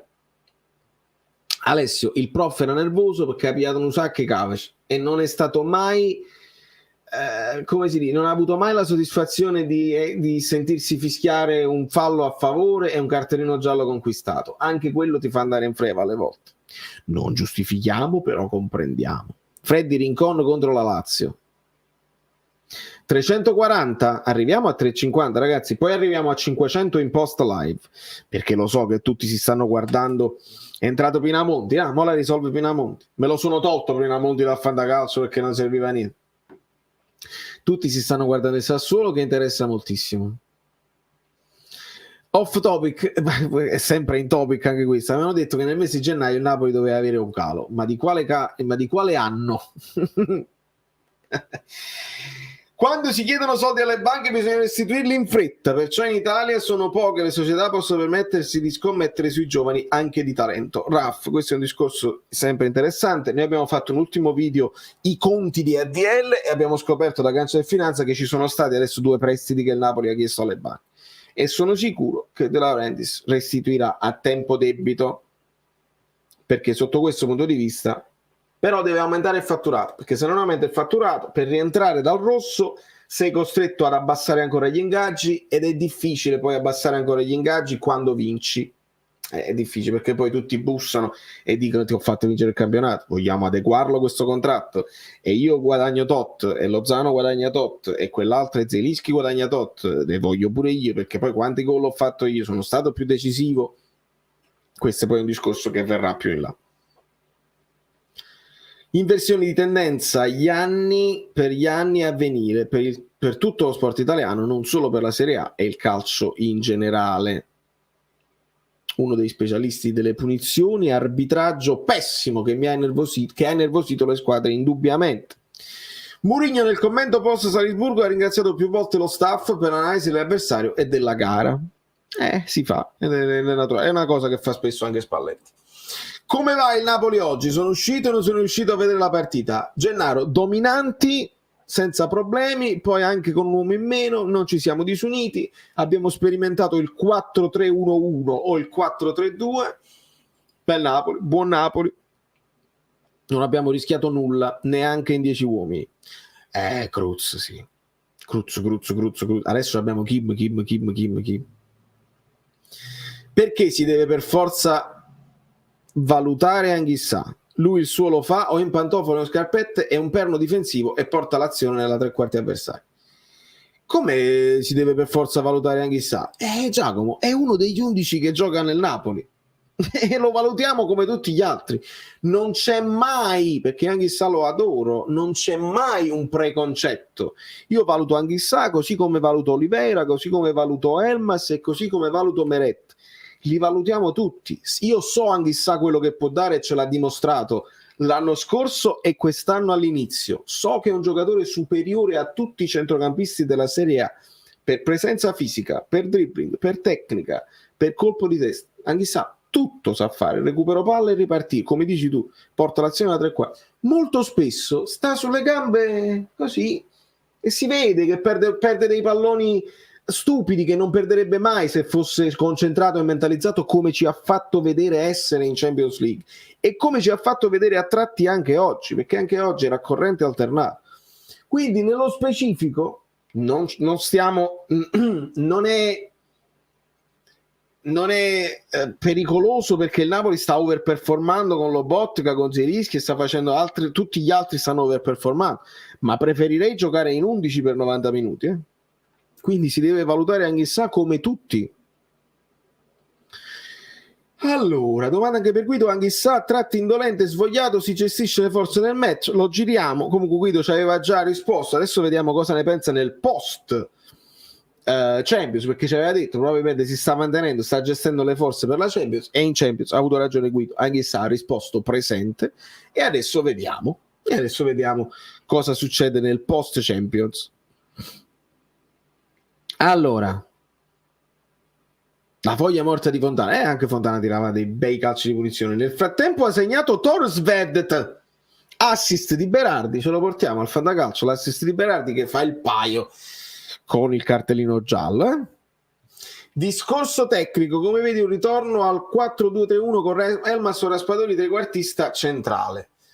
Ovviamente sempre il benvenuto il 4-2-3-1, però mi sembra assurdo parlarne adesso, Agostino, dove tutti gli automatismi sono diventati velocissimi e quindi sappiamo poi il 3-1, cioè il trequartista che si prende la posizione, lo fa Zielinski quando serve, lo fa Elmas quando gioca Elmas, lo può fare Raspadori che è stato provato anche un po' più indietro.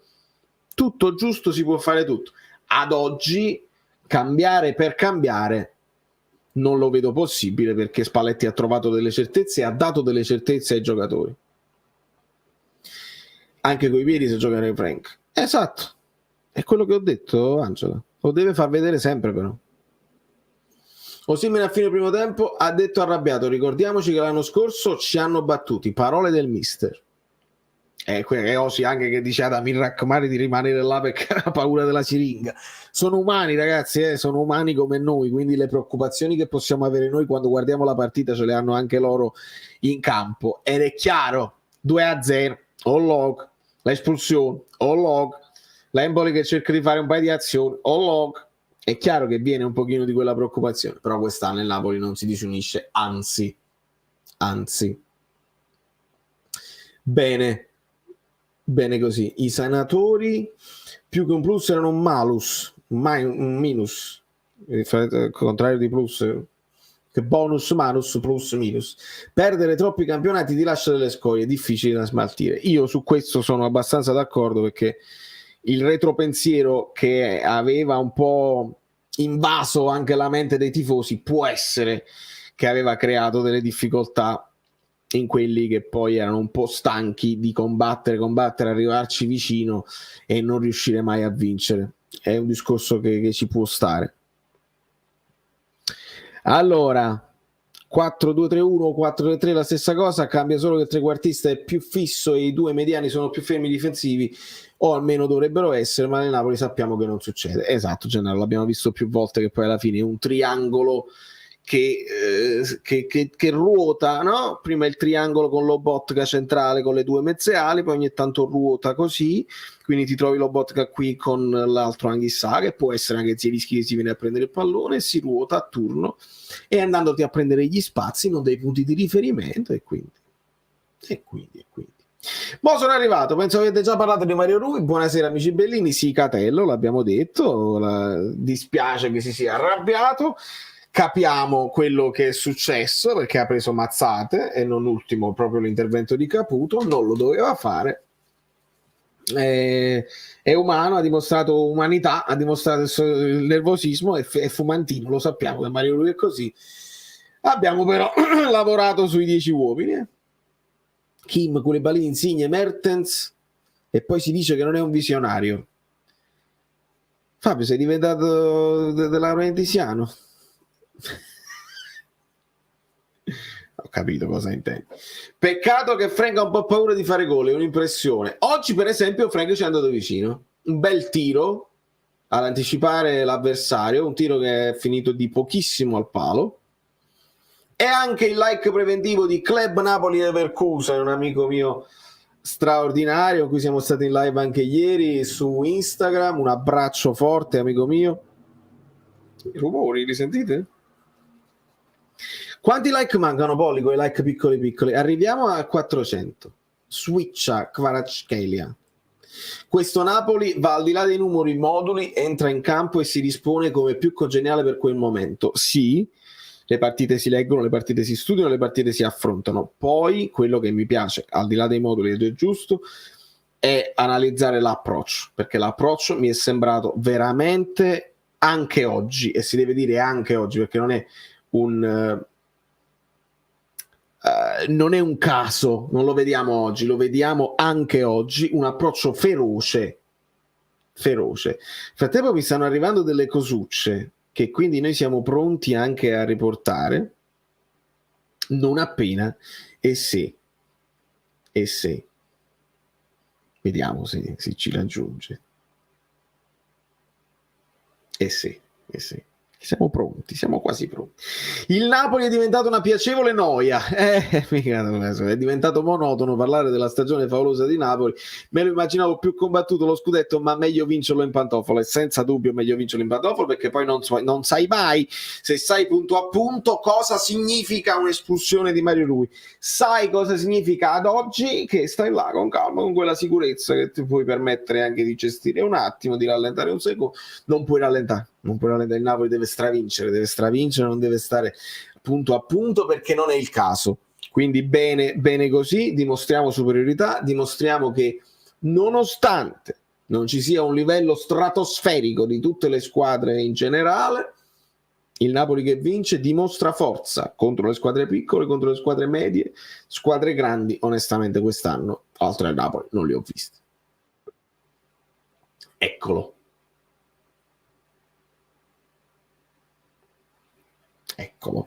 Buonasera amiche bellerine, buonasera amici bellini, buonasera Valerio. Sono sempre 0 i punti in classifica del Napoli, secondo la classifica Guido nel girone di ritorno. Evviva! E diventa sempre più bella come notizia. Ricordo la classifica Guido, il confronto tra i punti ottenuti nel girone d'andata e i punti ottenuti nel girone ritorno con le stesse squadre. Erano 15, sono 15 meno 15 fa 0.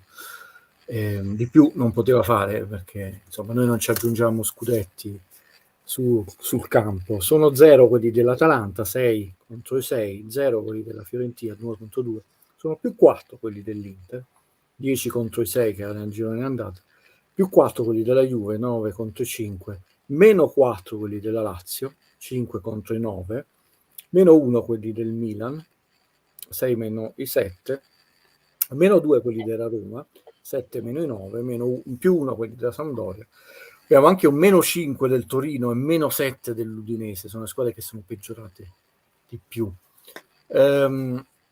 Quinta vittoria di seguito del Napoli fuori casa senza subire gol. Record assoluto in coabitazione con l'Inter e la Juve. Si unisce il Napoli a queste tre squadre come era lui, che aveva superato 50 punti nel girone di andata. Prima in classifica, prima per gol fatti, Napoli ne ha 58, 57 più un autogol, più 43, perché anche la prima difesa. E la cosa interessante, Valerio, che il Napoli è il primo attacco assoluto nella storia dei campionati a 20 squadre con la regola dei 3 punti per quanto riguarda il Napoli. Meglio aveva fatto considerando la stagione, perché Guido valuta la stagione, non il singolo campionato, quindi prendo anche la brutta prestazione con la Cremonese, cioè, meglio aveva fatto nessuno, perché il Napoli del maestro Sarri nella sua seconda stagione, quella di Mertens non a Crotone, 115 gol su 50 partite con una media di 2,30, il miglior Napoli del campionato a 20 squadre con la regola dei 3 punti e del maestro Sarri in difesa nel suo primo anno, 39 gol con una media di 0,81. Questo Napoli ha una media in tutta la stagione, 82 gol su 32 partite, di 2,56 gol, ma una media in difesa di 23 gol su 32 di 0,71. In questo momento, nella stagione, quindi non solo in campionato, il Napoli di Spalletti sta battendo il Napoli del maestro Sarri come in attacco, come prima stagione, come seconda stagione, e il Napoli del maestro Sarri come difesa nella sua migliore stagione, diciamo la prima. Quindi sono numeri mostruosi, cioè che sommano il miglior Napoli di Sarri in attacco e il miglior Napoli di Sarri in difesa. Decima vittoria in trasferta negli ultimi 11, si è perso solo a Milano, ottava vittoria negli ultimi 8, nona negli 8 negli ultimi 9, cioè dopo la brutta, opaca, svogliata partita con l'Inter a Milano, nonostante diciamo i gufi, i pronostici del crollo di Spalletti a gennaio, poi a febbraio, adesso esimi colleghi hanno detto che comunque il Napoli di Spalletti crolla a marzo, diciamo si è spostato. è fatto bene. In realtà la media scudetto per il Napoli continua a essere la massima nelle prossime giornate, no? Essendoci già per esempio un Milan e Atalanta, per queste due squadre una delle due vedrà abbassarsi la sua possibilità, è a 89 per esempio quella del Milan, quindi per il Milan può rimanere al massimo 89, per l'Inter è 92 vincendo tutte le partite che restano. Se dovesse fare un solo pareggio non è né un augurio né un auspicio né un malaugurio, se arriverebbe il 90 e io dissi tempo fa che il 91 sarebbe stato il massimo della quota che le altre squadre che avrebbero potuto fare. Non significa che il Napoli si debba fermare al 91. Sono insomma un po' di numeri che danno l'idea di un campionato mostruoso. Ha preso un ennesimo legno in Napoli, perché così forse non toglierà la soddisfazione alla Roma di essere prima in una classifica, visto che già la traversa di Kim quasi mi stava sfuggendo. Siamo secondi in questa classifica, adesso siamo secondi a un solo legno, 12 a 13. C'è la classifica, Guido, che ce lo ricordava Valentina, voleva farti sapere che Mario Rui voleva farci salire nella classifica dei cartellini, per questo mi fa molto arrabbiare, perché il primo rosso che prende il Napoli da tanto tempo a questa parte, è vero, è ancora ultimo nella classifica, diciamo, per falli fatti, cartellini eccetera, però doveva completare il campionato con 0 rossi e doppie ammonizioni, super primo anche per la classifica fair play sportivo, un fallo sciocco, l'espulsione c'è, probabilmente prenderà, tra l'altro neanche diciamo forte, no? È un fallo di pura reazione istintiva, potrebbe prendere 2 giornate nel momento clou, no? Tra Lazio e Atalanta. C'è anche da dire che, come il fallo di Lozano, mi sta dando un po' fastidio questo trend di questo campionato dove non si fischia subito il fallo e poi prendiamo. Lozano ha subito 2 falli su quella, è andato anche molto garbatamente a protestare col segnaline, che ha fatto finta di nulla, e si è preso una munizione assurda, diciamo, Lozano. Mario Rui ha subito più falli, io penso che quello sia un fallo di accumulo, no?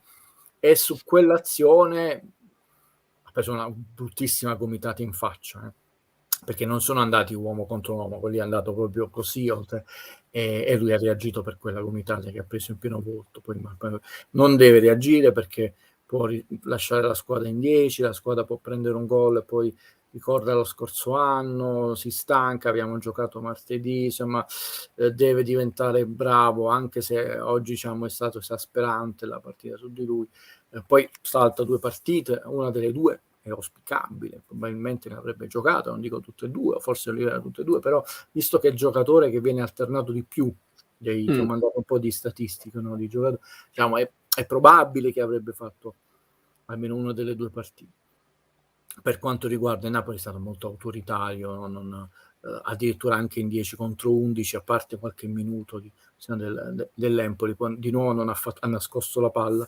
E dobbiamo sottolineare un Elmas scintillante, è entrato non solo con la solita voglia di spaccare il mondo, ma con giocate di grande classe, cioè ha dato 2 assist che per poco non si sono tramutati per troppa precipitazione di Osimhen, no? E anche una bella Simeone che appena è entrato ha incrociato quel tiro.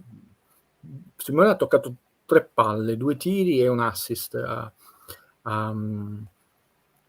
Gaetano. Ho giocato in tutto 6 minuti, è entrato l'84esimo, 6 minuti per 6 minuti di recupero, sono 12 minuti effettivi, non è che da questo ragazzo possiamo pretendere ogni 10-12 minuti che segni sempre, e tra l'altro ha fatto un bel tiro all'incrocio. Poi mi sembra un Napoli che ha giocato senza nessun timore, proprio nessuna possibilità di dare anche il solo pensiero all'avversario che di potesse rosicchiare un punto. Bene così, perché in una mia proiezione assolutamente goliardica, ideale, cioè non è nessuno. Ho detto, dividendo questo secondo girone per 4, no? 4 partite, ho detto ogni 4 partite dobbiamo fare, soprattutto nelle prime 2, nei primi 2 block di 4 partite 10 punti, nelle prime 4 abbiamo fatto 12, bene così, perché poi molla nella seconda 4 partite 10 punti, sarebbero comunque 2 in meno rispetto alla classifica guido, perché noi con Lazio, Atalanta, Torino, Empoli nel girone d'andata abbiamo fatto, però non sarebbe un problema. Nelle altre 2 potresti fare anche 8 e 10 con il più 2, e negli ultimi 3 a questo punto dovresti fare un solo punto per i famosi 91. Quindi a dispetto di quello che si può raccontare, lungo, crolli, eccetera, a Napoli basta mantenere questa, non è neanche, cioè, fare 40 punti, basta pensare al girone di andata di quest'anno, non li ha fatti nessuno, tranne il Napoli, 50. Non è scontato, non è facile, però non è neanche, diciamo, quell'ansia che sei portato a dover fare di super straordinari. Benissimo che ha già intanto un più 12 rispetto a questi 10 e 1, no? Quindi questo gruppo di 4 partite che sono anche molto difficili. L'Empoli è la seconda volta in tutta la nostra storia che vinciamo, Lazio, Atalanta e Torino, che sono squadre forti o rognose come il Torino, però non sono nemmeno partite impossibili. Male, mi permetto, ma io continuo a dire un po' prima, per esempio forse avremmo potuto evitare le discussioni un po' prima qualche cambio, io lo dissi, eliminati da Coppa Italia, non amo diciamo l'alternanza dei giocatori mazzariani che cambi tutta la squadra, però avrei anche accettato che a questo punto la Coppa Italia la giochiamo con 11 giocatori nuovi, almeno li vediamo in campo, perché basta vedere, adesso Valerio vi mostrerà qualche grafico, realmente noi a certi giocatori adesso, tranne facciamo gli scongiuri, sciagure, così, o espulsioni, veramente non li vediamo più. In particolare se vedi il secondo specchietto che ti ho mandato dei minuti giocati sulle restanze, cioè sulla ripresa, quello che ho chiamato ripresa del campionato, cioè da quando è ripreso il campionato vediamo come sono cambiati. Comunque insomma ragazzi molto bene. 2 piccole note: sarà molto triste come ricordo rispetto al campionato, la prima volta che vinciamo lo scudetto, pensare che questa cavalcata gloriosa non debba essere goduta da tutti i tifosi che ne avrebbero voglia. Oggi insomma di nuovo la curva del settore ospite era vuota, quando veniva inquadrata cercavano di inquadrare per insomma questa decisione del governo che si sveglia. E quando io, pur non parlando del ristorante dove vado a mangiare, dissi dopo la partita con l'Inter che non mi piaceva il terreno del San Siro, e qualche domenica fa ho detto anche da lontano, senza i primi piani, lo trovo peggiorato. In settimana c'è stata l'intervista dell'agronomo di Serie A che controlla tutti i terreni di gioco, che ha detto che è uno stato pietoso e che purtroppo non si può intervenire. L'unico piccolo intervento di rattoppo è durante la pausa per le nazionali, perché lì è veramente pausa, perché San Siro non giocano, almeno come ha molte buche, ha zolle che si sollevano. Sta messo maluccio, non era una scusa, tra l'altro noi diciamo Napoli non ci è piaciuto per nulla la partita con l'Inter, però questo non significa che tu devi giocare su terreni di giochi molto scadenti. Prenderò l'impegno, a parte dalla settimana prossima quando torno finalmente, di fare qualche video al mio canale, ma prenderò l'impegno adesso nel canale di Valerio come prima cosa, come mio intervento, di parlare dei ristoranti dove sono andato in meno di tanto. Allora, nel frattempo avevo già raccolto qualche domanda per te, Guido, e grazie sempre anche in trasferta di non farci mancare la tua presenza. Mentre parlavi di Elmas, facevo leggere questa domanda: bellissimo il capolavoro tattico in 10, merito soprattutto di Elmas che correva per 2 o del calcio posizionale? Io l'ho chiamato 4-3-2. Elmas era un po' sottopunta di Osi, esattamente, perché copriva sia il terzino che la sottopunta, quindi non è solo voglia o più di buoni, ma dirigenza tattica. Possiamo dire che per esempio nel secondo tempo Anguissa ha deciso di rimettersi le scarpe, diciamolo. Sì, non ha bisogno di strafare, perché una cosa è giocare col centrocampo del Liverpool, anche se un Liverpool appannato, una cosa è giocare con quel centrocampo dell'Empoli, però non ci è sembrato svogliato. Diciamo che uno che poi ha fatto i mondiali servirebbe maggiore, poi torniamo su maggiore impegno di alcuni giocatori. Simone è un giocatore che non solo ha giocato poco, non ha giocato manco i mondiali e non è convocato con le nazionali, quindi rinunciare alla sua freschezza atletica e mentale, perché non è logoro, no? È un peccato. Cioè, il Napoli l'ho detto nella partita col Francoforte, ho detto lo vedo sempre più solido di testa, che è il primo modo per vincere le partite. Poi chiaramente ci vuole talento, tante cose, però se tu la possiamo definitivamente, per quanto è simpaticissima, mettere in cantina per ora, fragile mentalmente, no, non siamo per niente, siamo forti mentalmente, e infatti io dico che questa vittoria deve essere, con tutti gli scongiuri del caso, cioè deve essere la svolta che ti insegna a vincere, ti toglie questa paura interrompe questo digiuno atavico di tutte le altre, no? Di tutte le famose 7 sorelle. Deve essere uno stimolo anche per chi viene, anche di passaggio, come lo è Osimhen detto. Questa è una società che vince. Deve essere veramente disturbante. Io sono contento di aver ispirato il mister quando dissi che faremo ammattire gli altri, no? Ti stresserò io a te. Sì, perché feci vedere la scena di Arturo, ho detto che domanda cretina, disse di Fioraia, no? Si sta benissimo. In alto in classifica stiamo dimostrando, c'è stato raccontato dai miei colleghi lo stress, Catone il censore, la versione, l'esame di maturità, la bocciatura, l'esame di laurea. No, in realtà si stava benissimo. Forse se ce ne fossimo accorti, se Guido fosse comparso prima, proviamo questa nuova. Io ne approfitto perché è coerente con quello che si dice, perché adesso viene in mente non di contestare le scelte di Spalletti, ma di chiedersi se ogni tanto qualcuno per evitare possibili infortuni. Io nella mia intuizione c'è questo discorso anche dello star bene davanti. Cioè, se è vero, se è possibile che non avendo lo stress della rincorsa anche i muscoli si stressano di meno e quindi allora, puoi rischiare meno. Allora, alcune cose che forse è meglio chiarirle, perché poi ogni tanto compare il simpaticone che prende una frase che tu e io abbiamo detto l'anno scorso. Spalletti è un allenatore di serenità.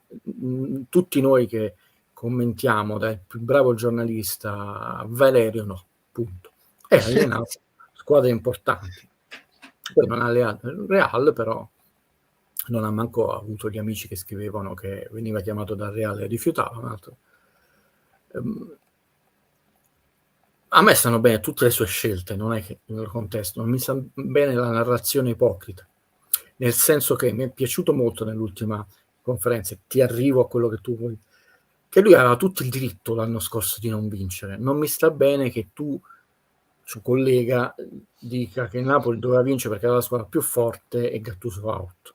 Poi l'anno scorso con la stessa squadra, lo stesso collega dice ma Napoli vi lamentate, ha fatto un capolavoro, in fondo quello è l'obiettivo aziendale, eccetera, questi disfatti cosa vi pretendevate, no? Che si vincesse tutte le partite e quest'anno di nuovo porta no. Allora, lui ha giustamente rimarcato che a volte ci serve anche del tempo per costruire. È chiaro che l'anno scorso noi l'abbiamo buttato lo scudetto per tante ragioni, basti pensare che con tutti gli errori che possono essere stati fatti, anche la sconfitta con l'Inter, la sconfitta in casa con la Fiorentina Scellaro, 9 punti con Empoli e Spezia,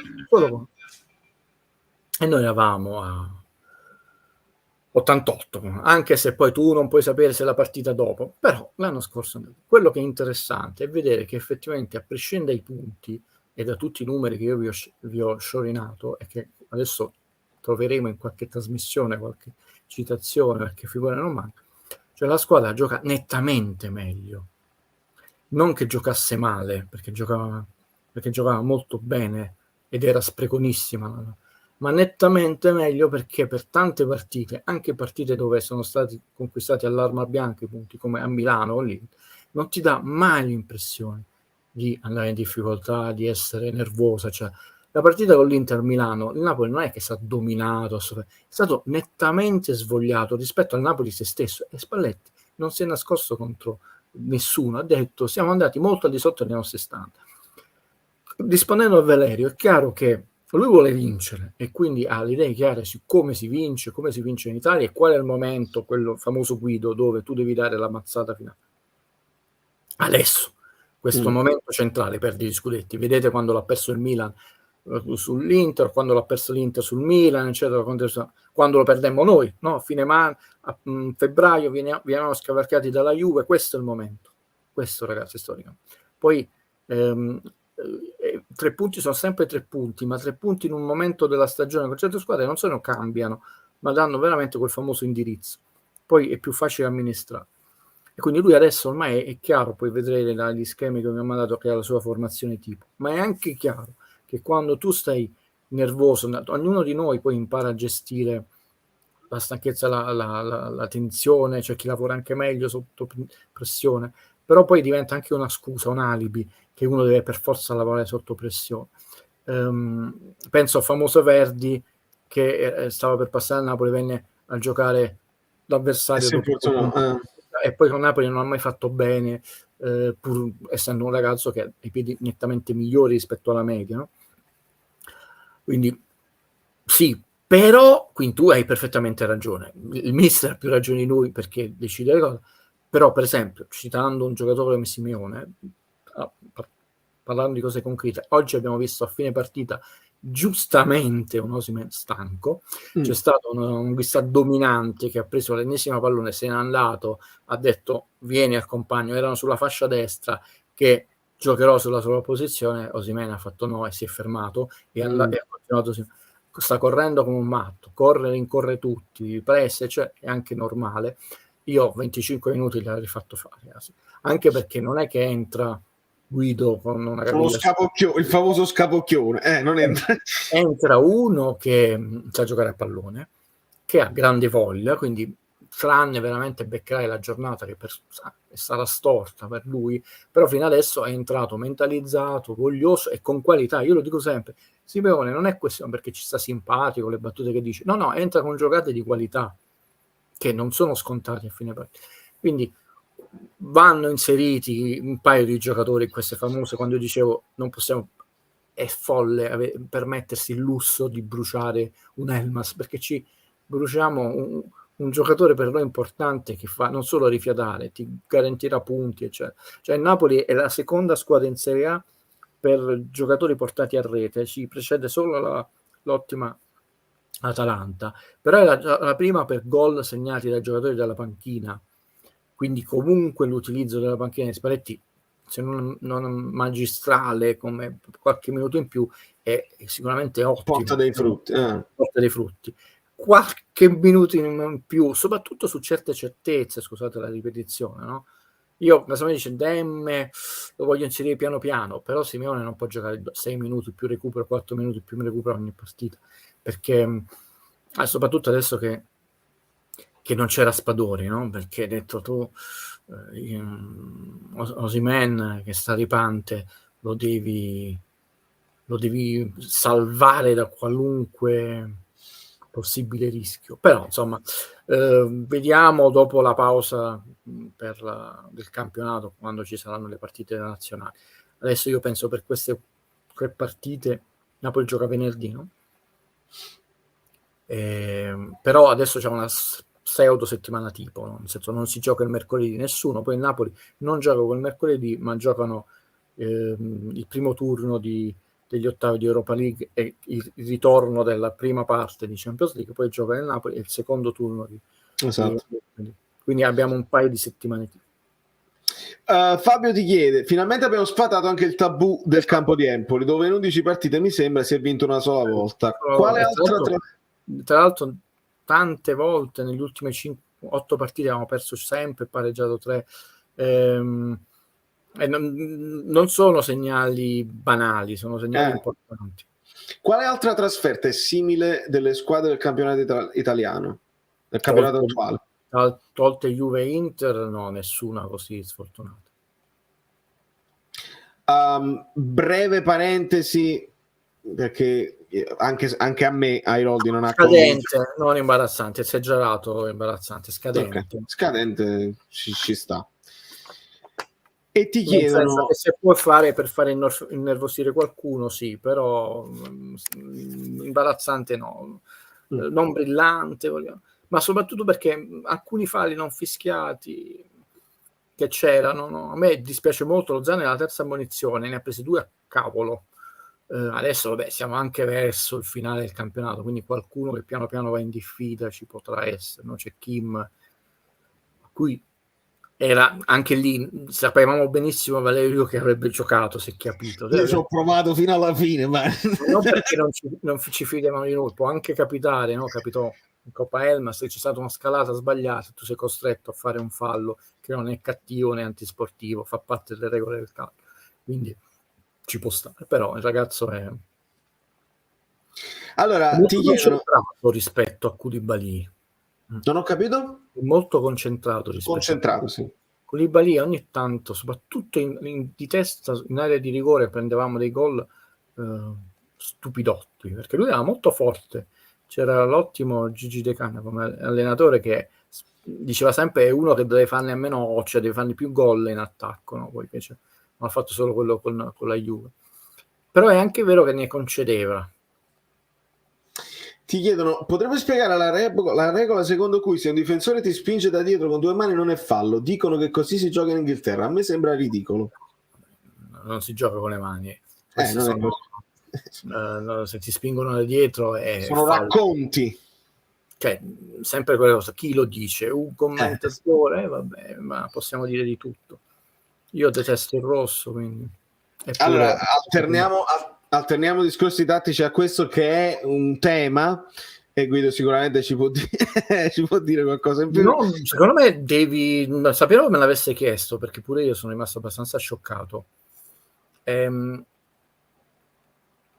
Simpatia e antipatia che uno può provare per me, tra l'altro ci sta tutta, nel senso, nella vita. Provo a dire qualcosa che abbia la mia famosa logica deduttiva. A volte dico questa è un'idea, un intuito, e la specifico come dico, ho troppi pochi elementi perché sono sempre questo ha detto, sì, ci sono state delle interviste pure lasciate allo scultore, un comunicato, una delibera ufficiale del comune, ma ci sono moltissime zone d'ombra, soprattutto purtroppo sulla figura di Diego Armando Maradona, buonanima possiamo dirlo a questo punto, gravitano persone che non vogliamo manco nominare, che insomma il massimo della simpatia, della trasparenza, ci sono anche delle cause, gli eredi, i figli l'hanno persa, l'avranno pure persa, diciamo, perché effettivamente se c'è una carta firmata che lui ha dato, insomma, i diritti di sfruttamento a quel personaggio, va là, insomma, è effettivamente legalmente così, però ci sono il cielo stellato sopra di me, la legge morale dentro di me, no? Per citare un filosofo, ci sono anche delle regole non scritte, Valerio, che vanno al di là del codice, che dovrebbe essere, oltre che quello del buonsenso, dell'umanità. Detto su questa statua so troppo poco, cioè è perché veramente ci sono delle cose poco chiare, infiltrazioni poco chiare, perché veramente è un valore inestimabile il comune, o perché veramente c'è un'altra statua di questo personaggio e quindi mette in ombra.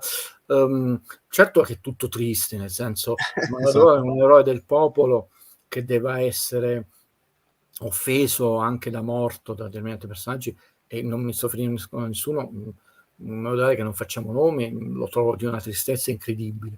Contrario, la cosa bella di incontrare l'idea di Maradona, la cosa bella di Maradona, che è stato il più umano degli dei, come lo erano gli dei dell'Olimpo, tutti i difetti, le cadute di Maradona non li ha nascosti, sono, oltre che pubbliche, a volte sono state anche esagerate, cioè uno dei pochi personaggi che non solo purtroppo ha fatto un utilizzo sbagliato del proprio corpo con gli stupefacenti, ma lo sappiamo, e tutti invece no.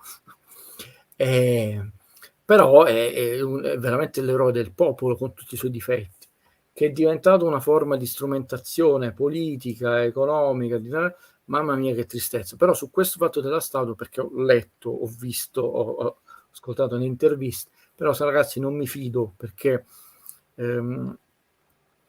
non mi fido perché non conosco tutti i retroscena. Cioè, c'è una delibera del comune che ha detto che poi l'hanno valutata, il valore è esagerato anche se è una donazione. Giustamente ricostruisco i fatti, lo scultore ha detto ma io l'ho donata, comunque quando io l'ho donata io però non ho visto l'atto notarile della donazione, e qua cioè qualcosa non mi trovo, perché la donazione anche in campo, diciamo, civilistico, un genitore o un figlio, una volta che la si accetta, non è come un'eredità, cioè io dono qualcosa a Valerio e lui la può accettare o meno, quindi una volta che il comune l'ha accettata, non era lì in forma, già dovevi aver stabilito il valore, è chiaro, il valore, in più è una donazione, quindi se io sto donando, sto diciamo bypassando la valutazione economica, perché non la sto cedendo con gara o con offerta pubblica o con una quota simbolica, però ripeto, abbiamo tantissimi, tutti dicono la verità, cioè quello ha detto la verità, quello ha detto che la verità, e com'è che ci troviamo in questa situazione? Quindi qualche cosa ci sfugge. Io penso che devi contattare Angelo Forgione, che in queste cose Angelo mi sembra che sa più dettagli degli altri, è vero. Cioè, io non voglio fare sempre il prezzemolo, no, ma più che altro è più vicino a Napoli, all'ambiente. Lì ci furono anche una serie di colleghi che non voglio citare, poi c'è non perché ho nulla contro di loro, c'è la stessa, pare che c'è una inchiesta della magistratura, è tutto molto confuso. Allora io quello che posso dirvi, non abbiamo elementi chiari e certi per poter dire, visto che il canale di Valerio, anche se non ufficialmente non è una trasmissione TV, ma fa molto meglio di alcune trasmissioni TV, non vogliamo lanciare il fumo negli occhi, non vogliamo accusare nessuno, non vogliamo fare dispattismo. L'unica cosa che io singolarmente, non come giornalista, come essere umano, trovo molto triste, che anche da morto non dobbiamo lasciare in pace questo ragazzo. Ti chiedono la percentuale realizzativa di quest'anno è simile alle altre anni? È leggermente migliorata, perché sempre Jacopo dice dicevi sempre, il giorno in cui migliorerà la percentuale realizzativa, allora vincevi. Quando scendevamo sotto il 32, 34, siamo 39, 40, 39, che è ottima, anche perché ragazzi se no faresti un gol ogni tiro in porta. Considera che il Napoli ovviamente me li sono segnati, perché posso dire, è la squadra che, tolta la partita di oggi, perché sennò sarebbe avvantaggiato rispetto alle altre squadre che non hanno giocato, aveva tirato prima di oggi 381 tiri, 141 in porta, l'Atalanta 316, 116 in porta, la Fiorentina 371, è la squadra che tira di più dopo il Napoli, 112, l'Inter 369, 159, pensate che la Lazio 264, 98 in porta, il Milan 337, 117, la Roma 298, 111, la Juve 110, in porta 317, insomma il Napoli è la squadra che tira di più in porta e fuori dallo specchio. Crea i presupposti. Dopo la possibile vittoria in matematica, secondo te vedremo i meno impiegati in campo? Sì, anche perché dipende quello cioè Napoli non deve fare sciocchezze, io sono molto contento se avverrà, e farà per la prima volta, facciamo tutti gli scongiuri, insomma, è nelle sue corde giocare una partita concentrata vera e battere, non come se a Napoli basta una sconfitta, no, io voglio i 2 punti di ranking in più UEFA, non voglio il pareggio, non la voglio la sconfitta 1-2, ma si è persa, no, io voglio il ranking che saliamo e fai i quarti di finale, e si prospetta quello che io dicevo, una volta entrò uno che mi sfotteva, dicevo tu dicevi la Champions, no, io voglio fare la stagione, io ho detto per me una stagione buona sarebbe, arrivo in finale in Coppa Italia, me la gioco, passo finalmente gli ottavi e sto nelle prime 4, però non è che sto nelle prime 4 e esco nelle coppe, perché no, oppure faccio un po' meglio in Coppa ma esco agli ottavi, ma mi cubano punti come sempre, perché noi quando facevamo un pochino bene in Champions, però poi l'anno dopo non andavamo in Champions perché cuba punti, l'anno dopo si faceva l'Europa League e tornavamo in Champions, ho detto, ma questo gambero ha detto io voglio incominciare a fare la stagione dove ci mettiamo e ogni anno andiamo ai quarti, poi capiterà l'anno buono e abbiamo fatto il passo in avanti per tutta una serie, siamo migliorati, qualche sorteggio fortunato, andiamo anche in semifinale, però dobbiamo incominciare che invece di essere sempre eliminati agli ottavi, il nostro livello è i quarti, però i quarti, che non significa ottavi, sesti in campionato, i quarti è dentro le prime 4, stiamo facendo molto bene paradossalmente come primi in campionato, tutti sti record, e facciamo gli scongiuri e rischiamo di... Allora avevo ragione io. Allora non cubri. Esatto. Angela ci chiede il migliore in campo. Io stavolta mi gioco Rachmani. Ha fatto un salvataggio a inizio secondo tempo. Sì, questo ragazzo sta crescendo, ho detto il nuovo Albiol, sono d'accordo con te, facendo un torto a Lobo. Lobo è fuori Ho visto un tuo video e devo dire che hai detto una cosa di una grande intelligenza che tornerà utile, perché insomma siamo umani. Ho detto, ho capito che sta giocando sempre da Dio, perché siamo un Dio greco del pallone, però non diamo per scontato che uno debba giocare tutte le partite come un Dio greco. Non abituiamoci, esatto. Cioè, non sta overperformando. Valerio è stato molto preciso, ti voglio citare, no? Nel senso che sta andando al di là di quelle che le sue capacità e qualità tecniche, no, ormai le stiamo conoscendo, però non diamo per scontato che uno ha una costanza incredibile, cioè incredibile, all'inizio stagione, tranne con gli amichevoli dove l'abbiamo visto proprio, meno male, le amichevoli noi abbiamo visto un Lobotto lento, le amichevoli dove abbiamo preso 3-4 gol, vabbè, ci sta nella preparazione, però non è scontato quello che sta facendo. Allora, lo so che non è questo il contesto, un saluto a Maurizio Costanzo, visto che ne ha parlato anche il mister, io l'ho fatto in vigilia. A questo saluto ci aggiungo un'altra domanda off topic, visto che ci troviamo. Immagino che a Berlino avrai visto il docufilm di Martone su Troisi. Inaspettato, che è stato molto pensato, molto voluto, e io da giovane, tra l'altro, mi fermavo per strada, è una cosa che dico per vanità. Che somiglia, brutto. Ma da giovane dicevo che somigliavano tantissimo. Secondo me il cinema perse moltissimo, e parlo del cinema nel senso che lui è arrivato al cinema dopo, diciamo, il teatro, la smorfia, perché mentre alcuni si sono, e anche qua non cito come nel calcio per Canante, si sono fermati, alcuni sono involuti, alcuni hanno avuto sfortuna, come Francesco Nuti, a cui va il nostro abbraccio, cioè sfortuna fisica, nel senso che poi li ha resi, diciamo, inabili a, non solo al cinema, perché ha veramente un talento sfiziosissimo, non solo da un punto di vista attoriale, ma la soluzione di regia. Troisi si sottovalutava col fatto che era una forza della natura a dispetto di questa pigrizia atavica e stava migliorando. Certo era un cinema molto pensato, ma non come Moretti. Nel senso, Moretti forse il regista più kubrickiano, non quel stile, nel senso uno che ha bisogno di molti chuck, meticoloso, scontento, eccetera. Troisi meno ossessivo in campo di riprese, però poi si è scoperto che non era così istintivo registicamente. E io, lui ricordiamo è morto a 41 anni, cioè niente, cioè i registi continuano a girare a 80, anche a 90 anni. Secondo me è stato fatto un'opera che non solo di amore, sicuramente la prima cosa che viene in mente, ma di grande rivalutazione in chiave registica, il che ci fa soffrire ancora di più perché 4-5 film, pure facendole uno ogni 5 anni, buoni, Troisi ce li avrebbe regalati. Ed è, secondo me è arrivato il momento giusto, perché ci vuole una distanza di una circa di almeno 15-20 anni, una distanza storica da ogni cosa, e quindi non c'è l'aspetto emotivo ricattatorio nei confronti dello spettatore, cioè in seguito alla morte.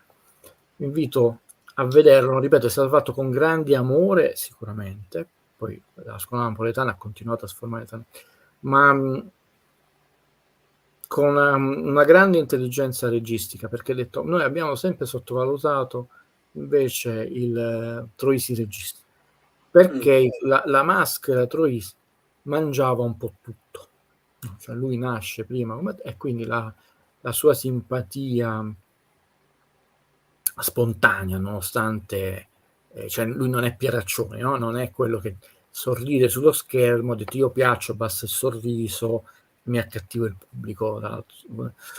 Bello che, ma comunque all'estero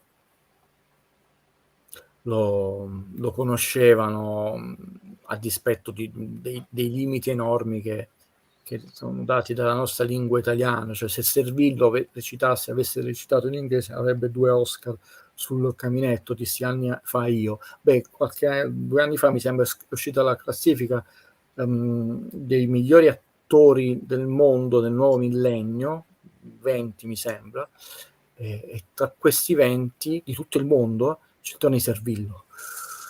Noi in Italia, sia per il doppiaggio, non so, nei film che vediamo, e sia diciamo come esportazione, che tu non parlando inglese o spagnolo, un po' svantaggiati. No, cioè in Italia parliamo italiano, ma solo in Italia si parla italiano. Puoi studiarlo anche da Valerio, cioè in America, però diciamo l'Italia è l'unica nazione al mondo dove si parla italiano, mentre in altre nazioni, pensiamo a alcune nazioni dell'Africa, del Canada, dove si parla francese, no? Non solo in Francia, delle colonie, lo stesso per l'inglese, spagnolo e cinese sono, diciamo, la nostra lingua è un limite tremendo per quanto riguarda l'esportazione. Verdone lo disse sempre, ha detto se io non fossi stato un fifone nel momento in cui l'America mi ha chiamato, io ho detto no per tante ragioni, ha fatto la stupidaggine. Perché poi per fare il grande passo ti devi confrontare con i migliori e ti devi confrontare con numeri diversi, ma con registi lo so, devo chiudere il canale e fare il canale in inglese, fondamentalmente mi stai dicendo. Ma la domanda, visto che parliamo di estero, la domanda tecnico-tattica complicata, per quale partita scendo?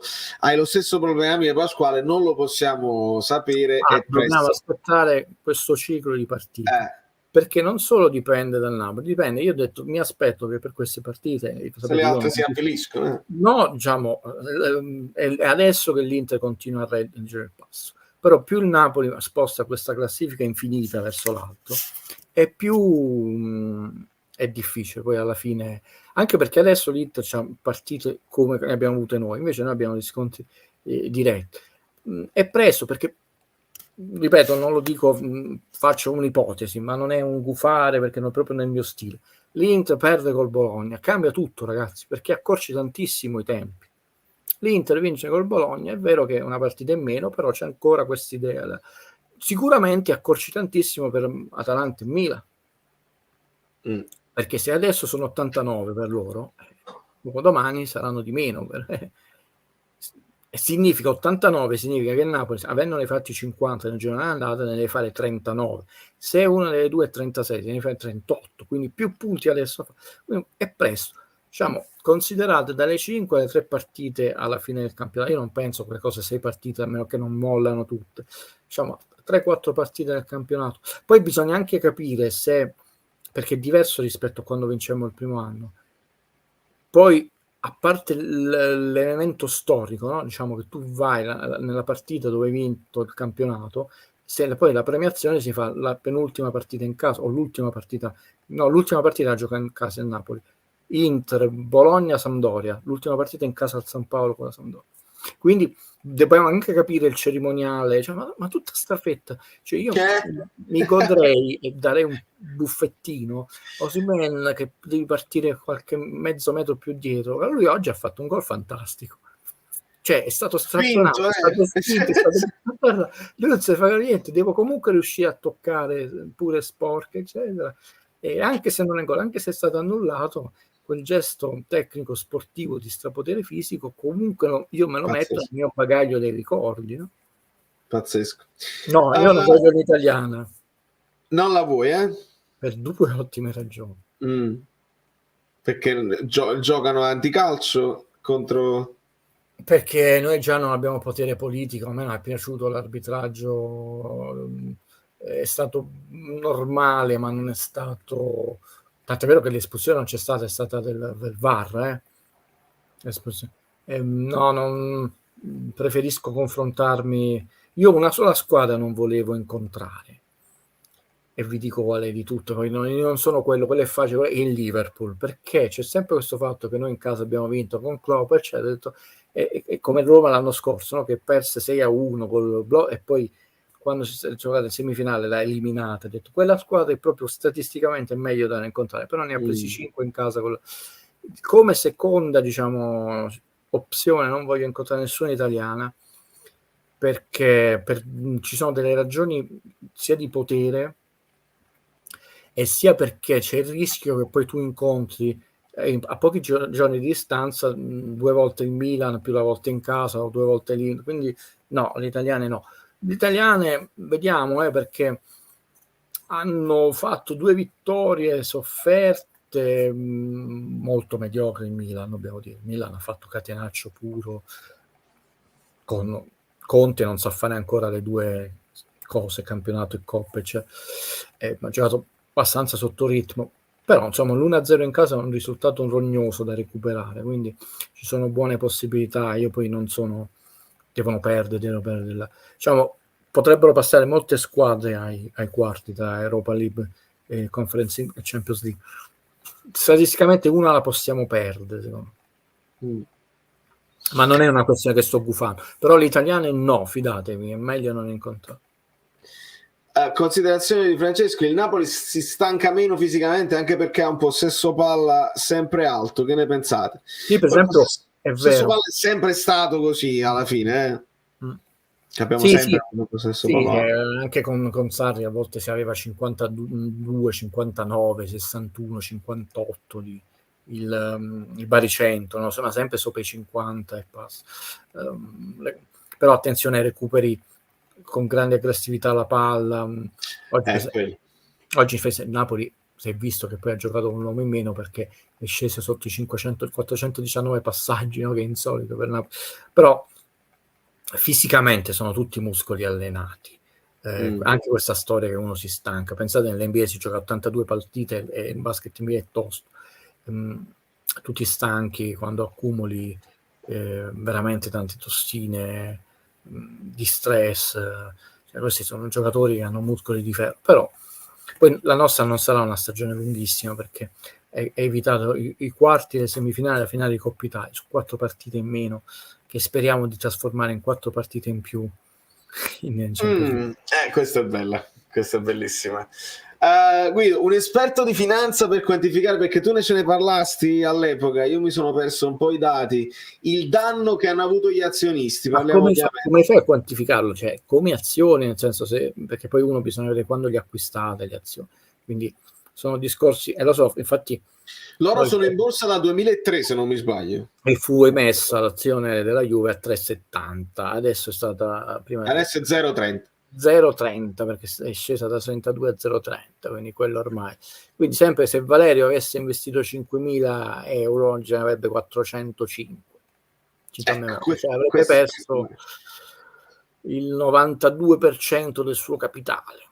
Però vi ho detto, sono state fatte delle ricapitalizzazioni, quindi Valerio è stato costretto a comprare delle nuove azioni per mantenere invariato la sua quota in percentuale, non il suo valore azionario, nel senso che quando Valerio ha comprato le azioni lui possedeva l'1%, facciamo un esempio della Juve, 2%, emettendo nuove azioni, no, perché io continuo a sentire le cretinate da quelli che è, ma paga la Juve, c'ha l'Exor, no, la Juve non c'ha l'Exor detiene la Juve. Tra l'altro non tutto il pacchetto, il 63% mi sembra della Juve.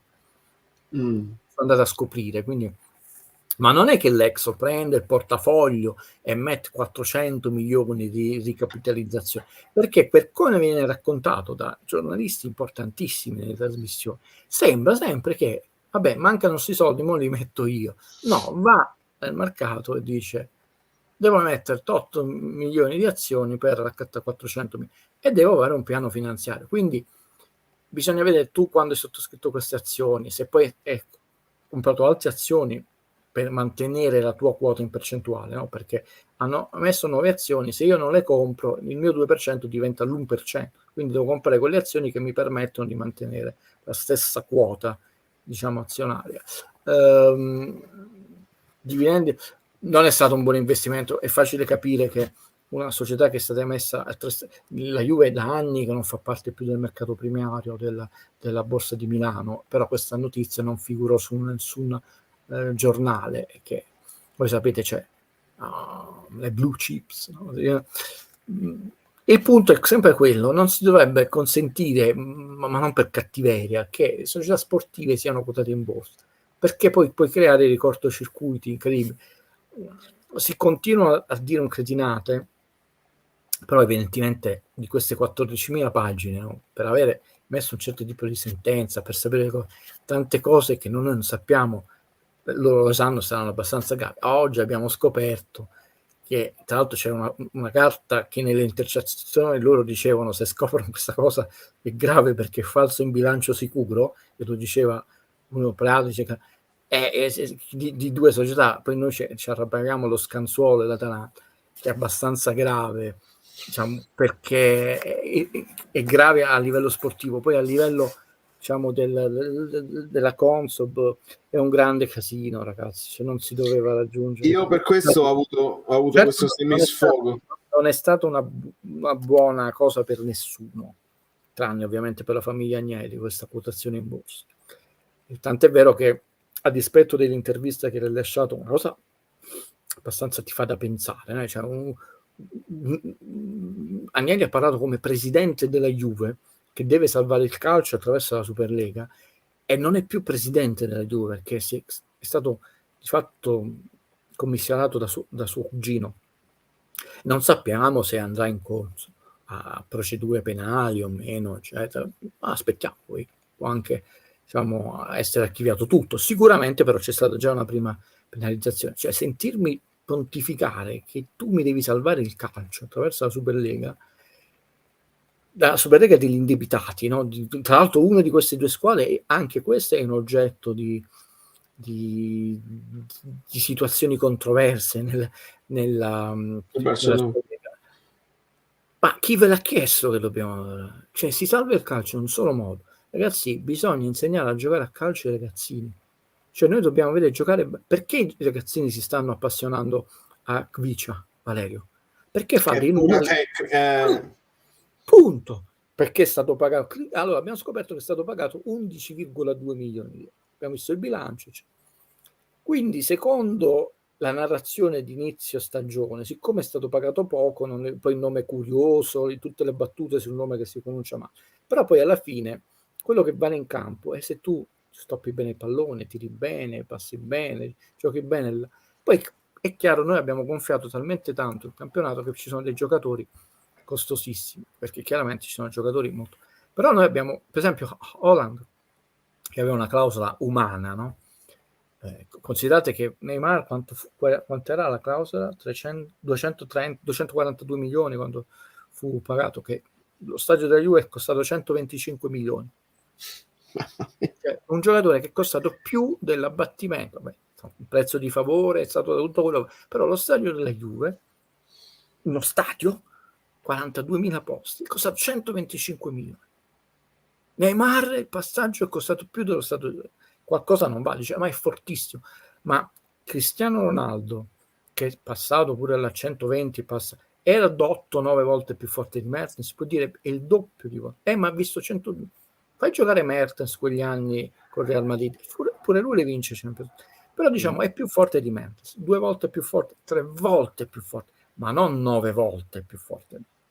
Quindi che sia un po' esploso, chiaro, c'è Muratore, non è Mertens, non è Cristiano Ronaldo, e ci sta.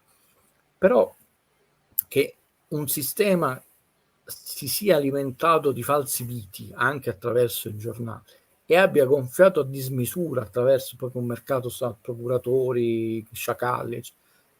Però alla fine molte di queste persone stoppano male il pallone, quindi non è noioso il gol, perché se tu giochi male e la gente cambia canale.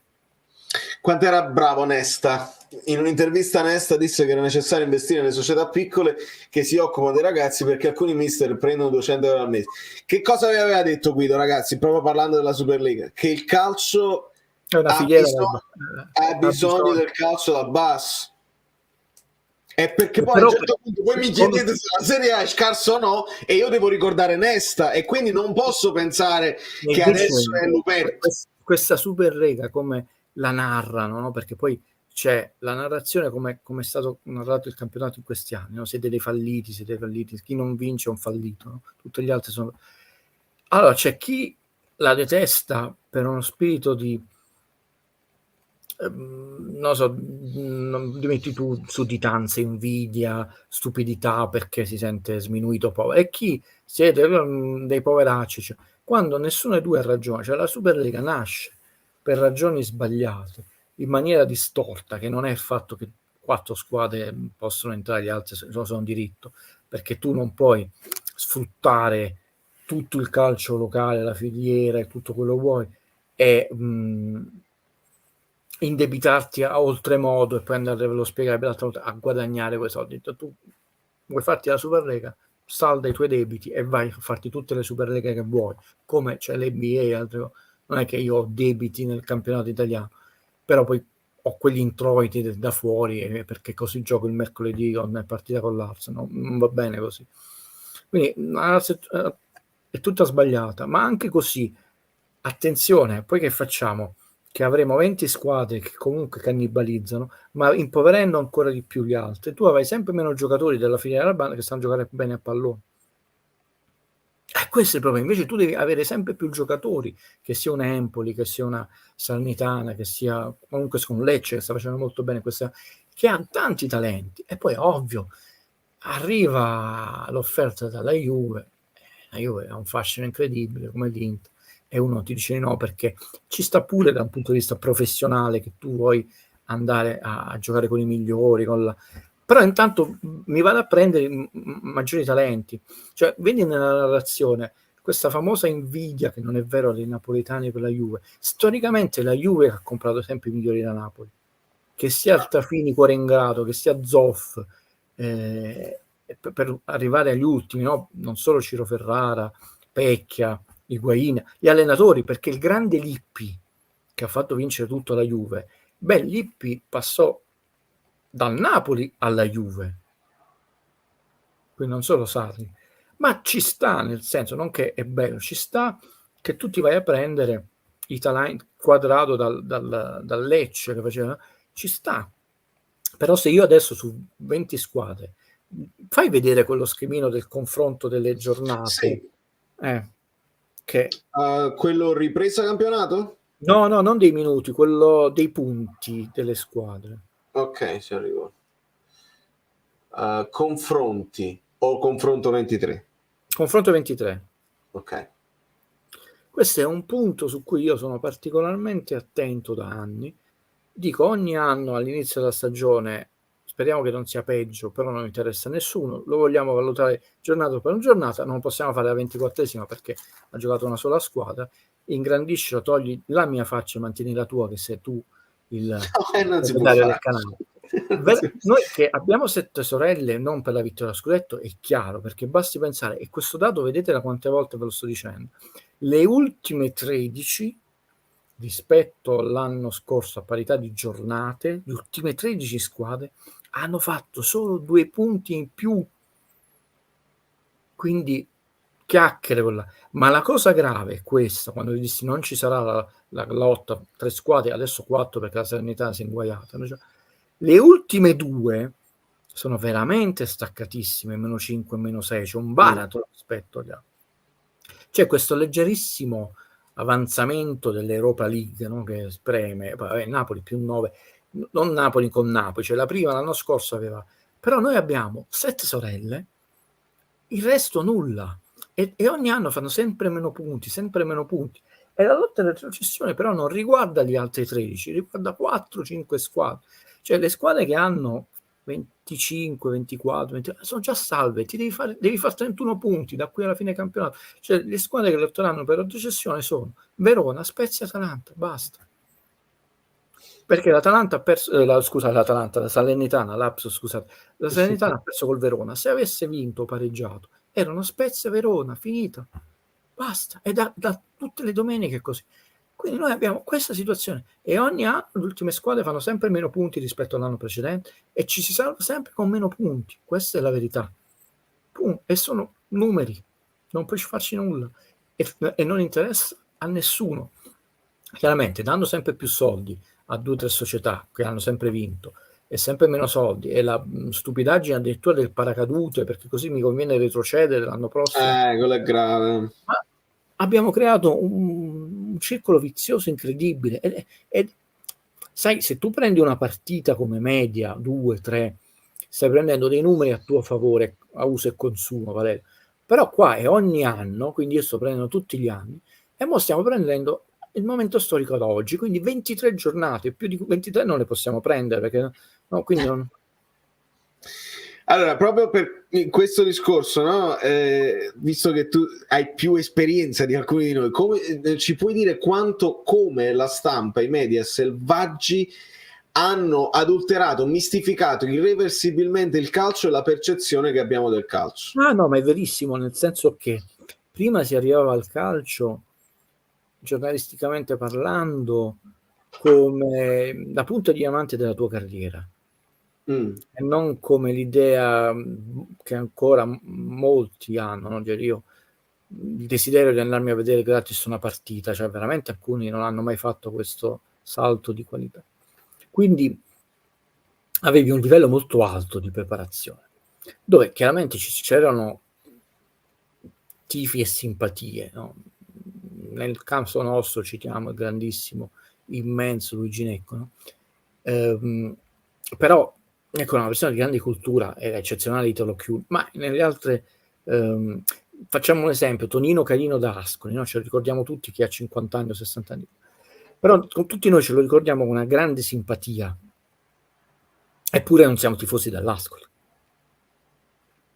Una grande simpatia umana, ma la stessa brutta fine che ha fatto Carlo Onesti,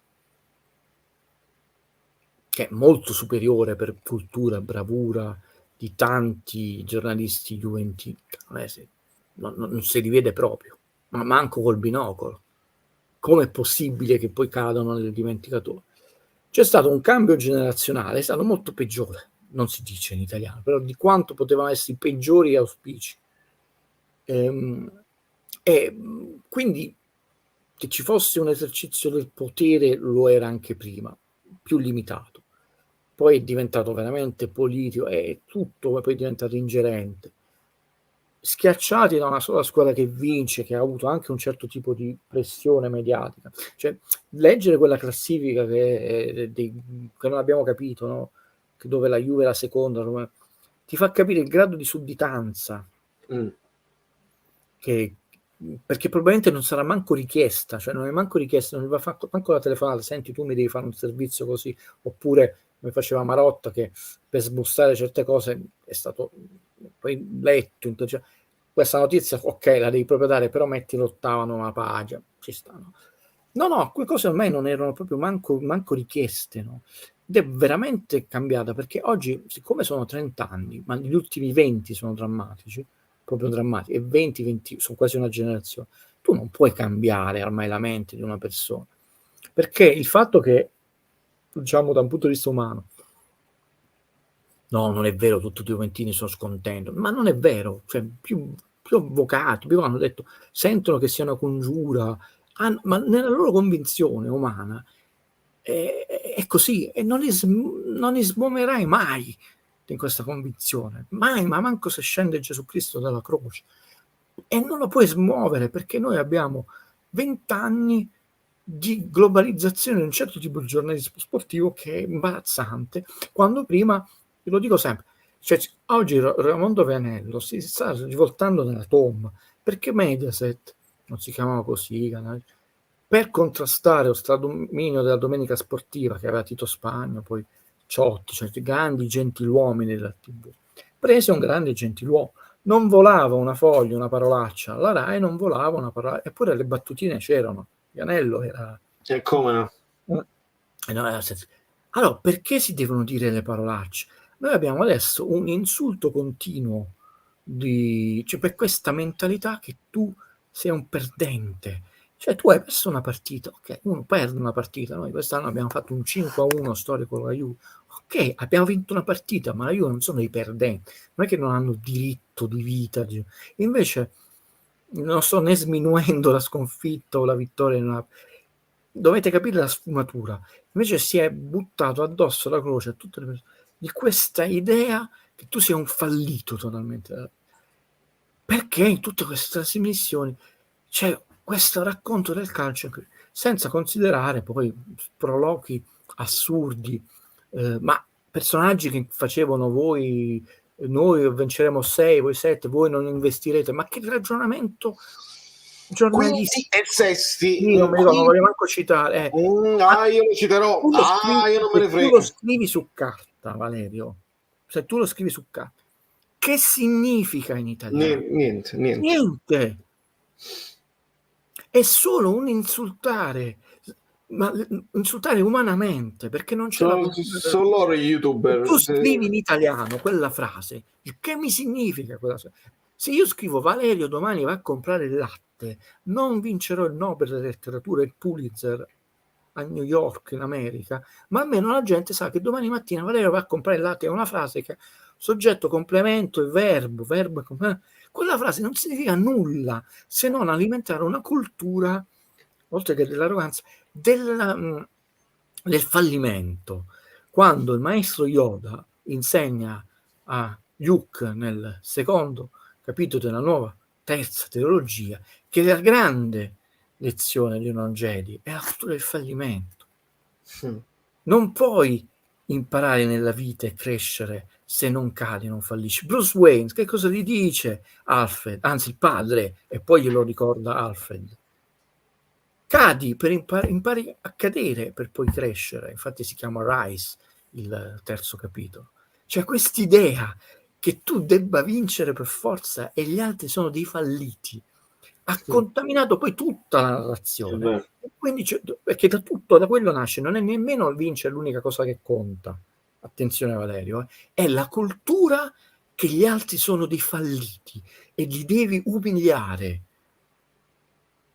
Io mi ricordo Casillas che interrompe l'arbitro e dice rispetto, perché tu devi rispettare, con tutto che stavamo vincendo 4-0, non è che stavano rispetto. Ecco, noi dobbiamo ritornare a una cultura del rispetto dell'essere umano. Vinco, la goliardia, ma perché no? Figurati, lo sfottò, ma non è la cultura dell'offesa e del fallimento. E invece noi l'offesa razziale è sfottò. Quello però non è sfottò. Quello è grande giornalismo. Pensa un po' che cosa abbiamo confuso. Scusate, una risposta che può sembrarvi letteraria, insomma, sofistica, invece è molto concreta. Cioè, io sono cresciuto col calcio raccontato, io sono chiuso. C'è chi è cresciuto anche prima, che comunque vi invito ad andarvi a rivedere. Non erano servizi noiosi, o dice, vabbè, ma adesso il calcio è più ritmato. No, ragazzi, anche da un punto di vista della costruzione narrativa del servizio, non solo erano eleganti, erano molto più strutturati. Perché non era un flashback, come si chiama l'intervista. Quindi c'era un pensiero dietro, quasi della costruzione cinematografica.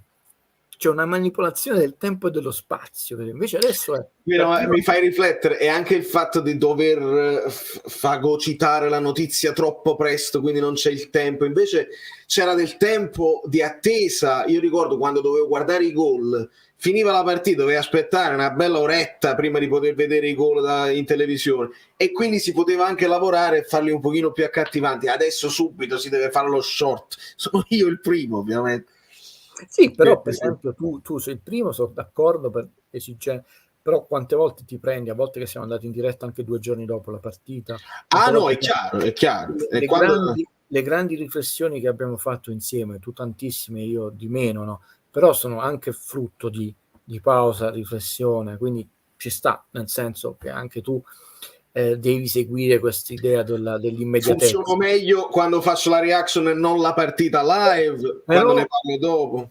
Fortunatamente la ragione per cui, diciamo, non dico lo scelsi, rimase nei miei sogni questo ragazzo, è che su una scala da 1 a 100, 10% è quello là, ormai il 90% è questa notizia, ok, io la do, ma la voglio approfondire, non mi fido, come dicevo. Analizziamo la partita, è successo questo, ok, intanto la diciamo sul post partita, sullo shot, ok, c'è stato, però non ti limiti a questo, non ci limitiamo a questo, non a caso di errori qualcuno l'abbiamo fatto, ma non tantissimi. Ragazzi, le ultimissime domande per Guido. Io ringrazio tutti, che bella live, che bella stagione. Dico a Vincenzo che abbiamo risposto, forse non eri collegato in quel momento, quindi vattela a recuperare. Allora, non mi ricordo, Valerio, se sono 16 o 24 sono aumentati, perché è una notizia che non è passata, poi non essendo io di prima mano non vorrei dare un numero sbagliato, quindi anche qua, cioè certe notizie ce le danno, altre, però sembra che ci sono stati, chiamiamo piccoli azionisti, un gruppo di azionisti che per ora, quando scovai questa notizia nei residui che si vogliono costituire parte civile danno, però ripeto, non è... mi è arrivata, cioè adesso ci sta la console, si può partecipare tipo 650 euro per partecipare, per iscriversi all'associazione ed essere parte civile, se hai investito meno di 10.000. Sì, poi, esatto, poi bisogna vedere quanto è investito, bisogna vedere le cause che... Comunque la risposta di Guido c'è, torna indietro con la live e la trovi. Diego ti chiede, visto il coinvolgimento di 5 squadre di A, altre 5 squadre ovviamente nell'inchiesta prima, è possibile una riduzione a 18-16 squadre o sto farneticando? Adesso no, nel senso che no, non puoi, cioè potresti trovare che delle squadre retrocedono, metti e si salva la Cremonese perché hai fatto retrocedere Atalanta, Sassuolo, livello, no. Per questo campionato tu hai previsto 3 retrocessioni e 3 squadre. Non si fanno fuori. Io però mi sono arrabbiato molto, cioè in live mi è venuto proprio come sfogo, nel senso che voglio vedere punite anche quelle che dicevano quello che ha fatto, diciamo, la Juve in questi anni è antipatico, dai, caviamocela così, perché si è andato, infatti, ma insomma loro nelle intercettazioni, quindi loro, non che noi oppure il garantismo dicevano, ma se ci beccano è peggio di calcio, perché effettivamente non è, dice l'arbitro, la pallina, ammonisci quello, come si chiama lì, c'era un sistema che ha coinvolto complici o non complici, soggetti passivi, non voleva, tutta una serie di e adesso quei campionati valli a ricostruire, è impossibile perché stiamo parlando di sport, come facciamo a stabilire che quella partita sarebbe finita? Esatto. Me la voglio cavare uno che ha detto un compresso e Guido Gentile se la cava, è un po' antipatica come situazione, sicuramente oltre che antipatica, qua sono serio, ecco, quanto è il danno generazionale sportivo, nel senso quante persone si sono disaffezionate momentaneamente per sempre perché un sistema non era attraente, ora troppo malefico o comunque velenoso, non lo possiamo sapere, non c'è uno stimatore, né questi numeri che vengono dati a casa abbiamo più tifosi, però sicuramente c'è stato, lo vedono gli ascolti, un crollo, giornali, tv, no, ma non solo, anche e quindi questo sistema, visto che Moggi ha detto un falso storico, di nuovo nessun collega poi lo ferma e dice guarda che storicamente è il contrario, cioè quel sistema, diciamo 2 o 3 squadre ha portato, nonostante Calciopoli, l'Italia vince il mondiale del 2006, poi c'è Calciopoli, facciamo un altro mondiale sempre con Lippi, usciamo ai gironi, la Juve vince 9 scudetti di seguito e in questi anni di dominio della Juve, in particolare di 5 scudetti meravigliosi, l'Italia non va ai mondiali. Quindi in quale multiuniverso lui si è trovato per dire una cosa, dice siccome voi avete creato Calciopoli? No, è tutto il contrario, cioè negli anni di dominio di 9 scudetti non siamo andati per 2 volte ai mondiali, cioè a meno che il mio almanacco sportivo è diverso dal suo. Segnaliamo una cosa bella, Pierpaolo che dice era allo stadio oggi, è stato uno spettacolo bellissimo. L'ho detto, sarà molto triste storicamente pensare che tante persone non sono potute andare perché avremmo riempito tutti gli stadi. È una, diciamo, una bellissima annotazione storica, ci prendiamo dell'amico Bellino, perché così dovrebbe essere, che vince o perge, tu vai allo stadio, vedi la partita, canti, balli, poi te ne vai, contento che hai vinto, scontento che hai perso, ma perché io devo picchiare uno, sputare con uno, buttare i sacchetti con l'urina? Diciamole queste cose che si fanno, le gabo, ma perché non succede nel tennis? Perché gli spettatori del tennis sono colti. Togliamo questi Zulu dallo stadio. Cioè, non ho capito perché io devo avere gli Zulu negli stadi. Non dico che devono essere tutti Oscar Wilde, no? Che mi devo fare la citazione letteraria, ma perché abbiamo accettato queste cose? Perché non è vero, 4 scemi. No, gli stadi devono essere della gente che va col nonno, con la cugina, con la fidanzata, con lo zio, col papà, con la canta, balla, come si chiama, e poi te ne vai. Punto. Cioè, ma è tanto difficile. Evidentemente sì, perché abbiamo creato un sistema anche lì, no, del racconto che poi è un multiverso, 4 scemi. Cioè, è bellissima la notazione che ci ha dato l'amico Bellino, ma dovrebbe essere la normalità. Diventa una cosa, diciamola questa cosa, perché è successo per una volta, è diventata una cosa straordinaria dire che non ci sono stati insulti razzisti. È vero quello che dice, leggi la domanda. Sì, tanto per fare il rubbiscale, credo che l'unico difetto del Napoli sia la mancanza di un rigorista. Quanto può pesare questo in Champions? Anche qua non è un pescato, siamo al 50%, ne abbiamo sbagliati il 50%. Esatto. Ti chiedo se ne trovi un'altra. Io aggiungo, ma proprio per fare perché parliamo sempre con le parole di Spalletti, se vogliamo fare i pignoli. Il Napoli, io aggiungo, non sa giocare sotto ritmo, non sa addormentare la partita. Questo l'abbiamo detto, non sa. Esatto. Vedi se ne trovi un'altra, è proprio difficile, dobbiamo scavare. Ha fatto 3 falli oggi.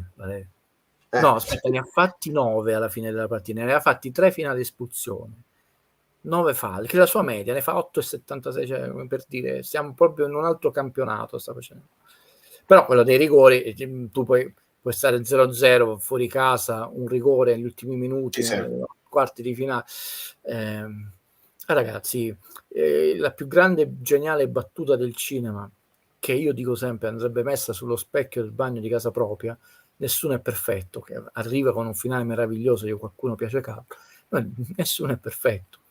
Quindi, tra l'altro, può essere, diciamo, un elemento di gioia che ci fa vedere nel corso della stagione, la prossima stagione, ecco, adesso li tiriamo i rigori, sappiamo segnare, perché sennò c'è Grazie a tutti. Guido, io ti abbraccio fortissimo, che bello, che bello, che bello. Sì, ma stiamo vivendo delle belle, vabbè, oggi non era domenica, era sabato, o dei bei martedì pazzeschi. Abbiamo visto 2 belle partite a distanza di pochi giorni, nonostante il cubare punti, no? Abbiamo fatto una cosa bella da dire, perché pensa se si giocasse in America, no? Dico, ma voi dovete considerare tutte le persone che vivono in Germania, che sono andate a vedersi, quelle poche, perché i biglietti sono andati esauriti in 20 minuti, che per loro è una gioia immensa, come le persone che vivono intorno a Bologna. Noi non consideriamo il valore umano, sociale, e la gioia di vedere la propria squadra vincere, giocare in modo così pulito. È stato molto bello il secondo gol di Lorenzo, solo per l'azione, lo ripetiamo, ma perché ha segnato Di Lorenzo. Avete visto, saluto Valerio, scusa, dopo l'espulsione di Mario Rui, cioè Di Lorenzo è andato sommessamente, mi ricordavo Bonucci che mamma mia, sì, ha quasi chiesto scusa. Sì, ha quasi chiesto scusa, che ci sta, ma si prendono, è un gesto di reazione che doveva evitare il nostro Marietto Rui. Però ha detto, il capitano è andato a parlarci anche prima, molto, come dovrebbe essere la regola, nel senso, il capitano va a chiedere spiegazioni, non è che devi intimorire l'arbitro, come si chiama. Un saluto a tutte le amiche Bellini e gli amici Bellini, a Valerio e a questo punto all'agronomo della Serie A, mi permette un saluto personale, non lo conosco personalmente, però cioè, mi ha fatto fare bella figura con settimane di ritardo, non che, detto, mio occhio pur dalla TV aveva visto bene, ho detto grazie, ti devo un caffè, agronomo della Serie A. Un abbraccio, Guido Gentile, che trovate sul canale YouTube Guido Gentile Piano Sequenza, e appena tornerà nella sua sede ci regalerà nuovi video e nuovi contenuti. Amici Bellini, io vi saluto, vi do nessuno è perfetto tranne il Napoli di Spalletti. Saluto Polli, saluto Fabio, saluto tutti i moderatori, gli amici Bellini, gli abbonati, i passanti e tutti.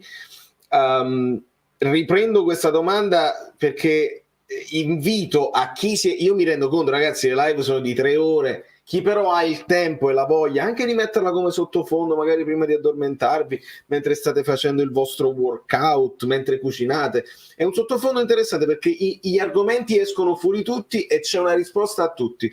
La risposta possiamo dire che ancora la serie di Scalzi? Sì, c'è la risposta in questa live, quindi potete recuperare. E a Grazzotto che chiede: cari amici Bellini, per favore illuminatemi a cosa si riferiscono Guido e Valerio con quinta e sesta, un articolo di giornale forse? Adesso ti spiego tutto, amico mio, e quindi aprite bene le orecchie, perché quinti e sesti, quinti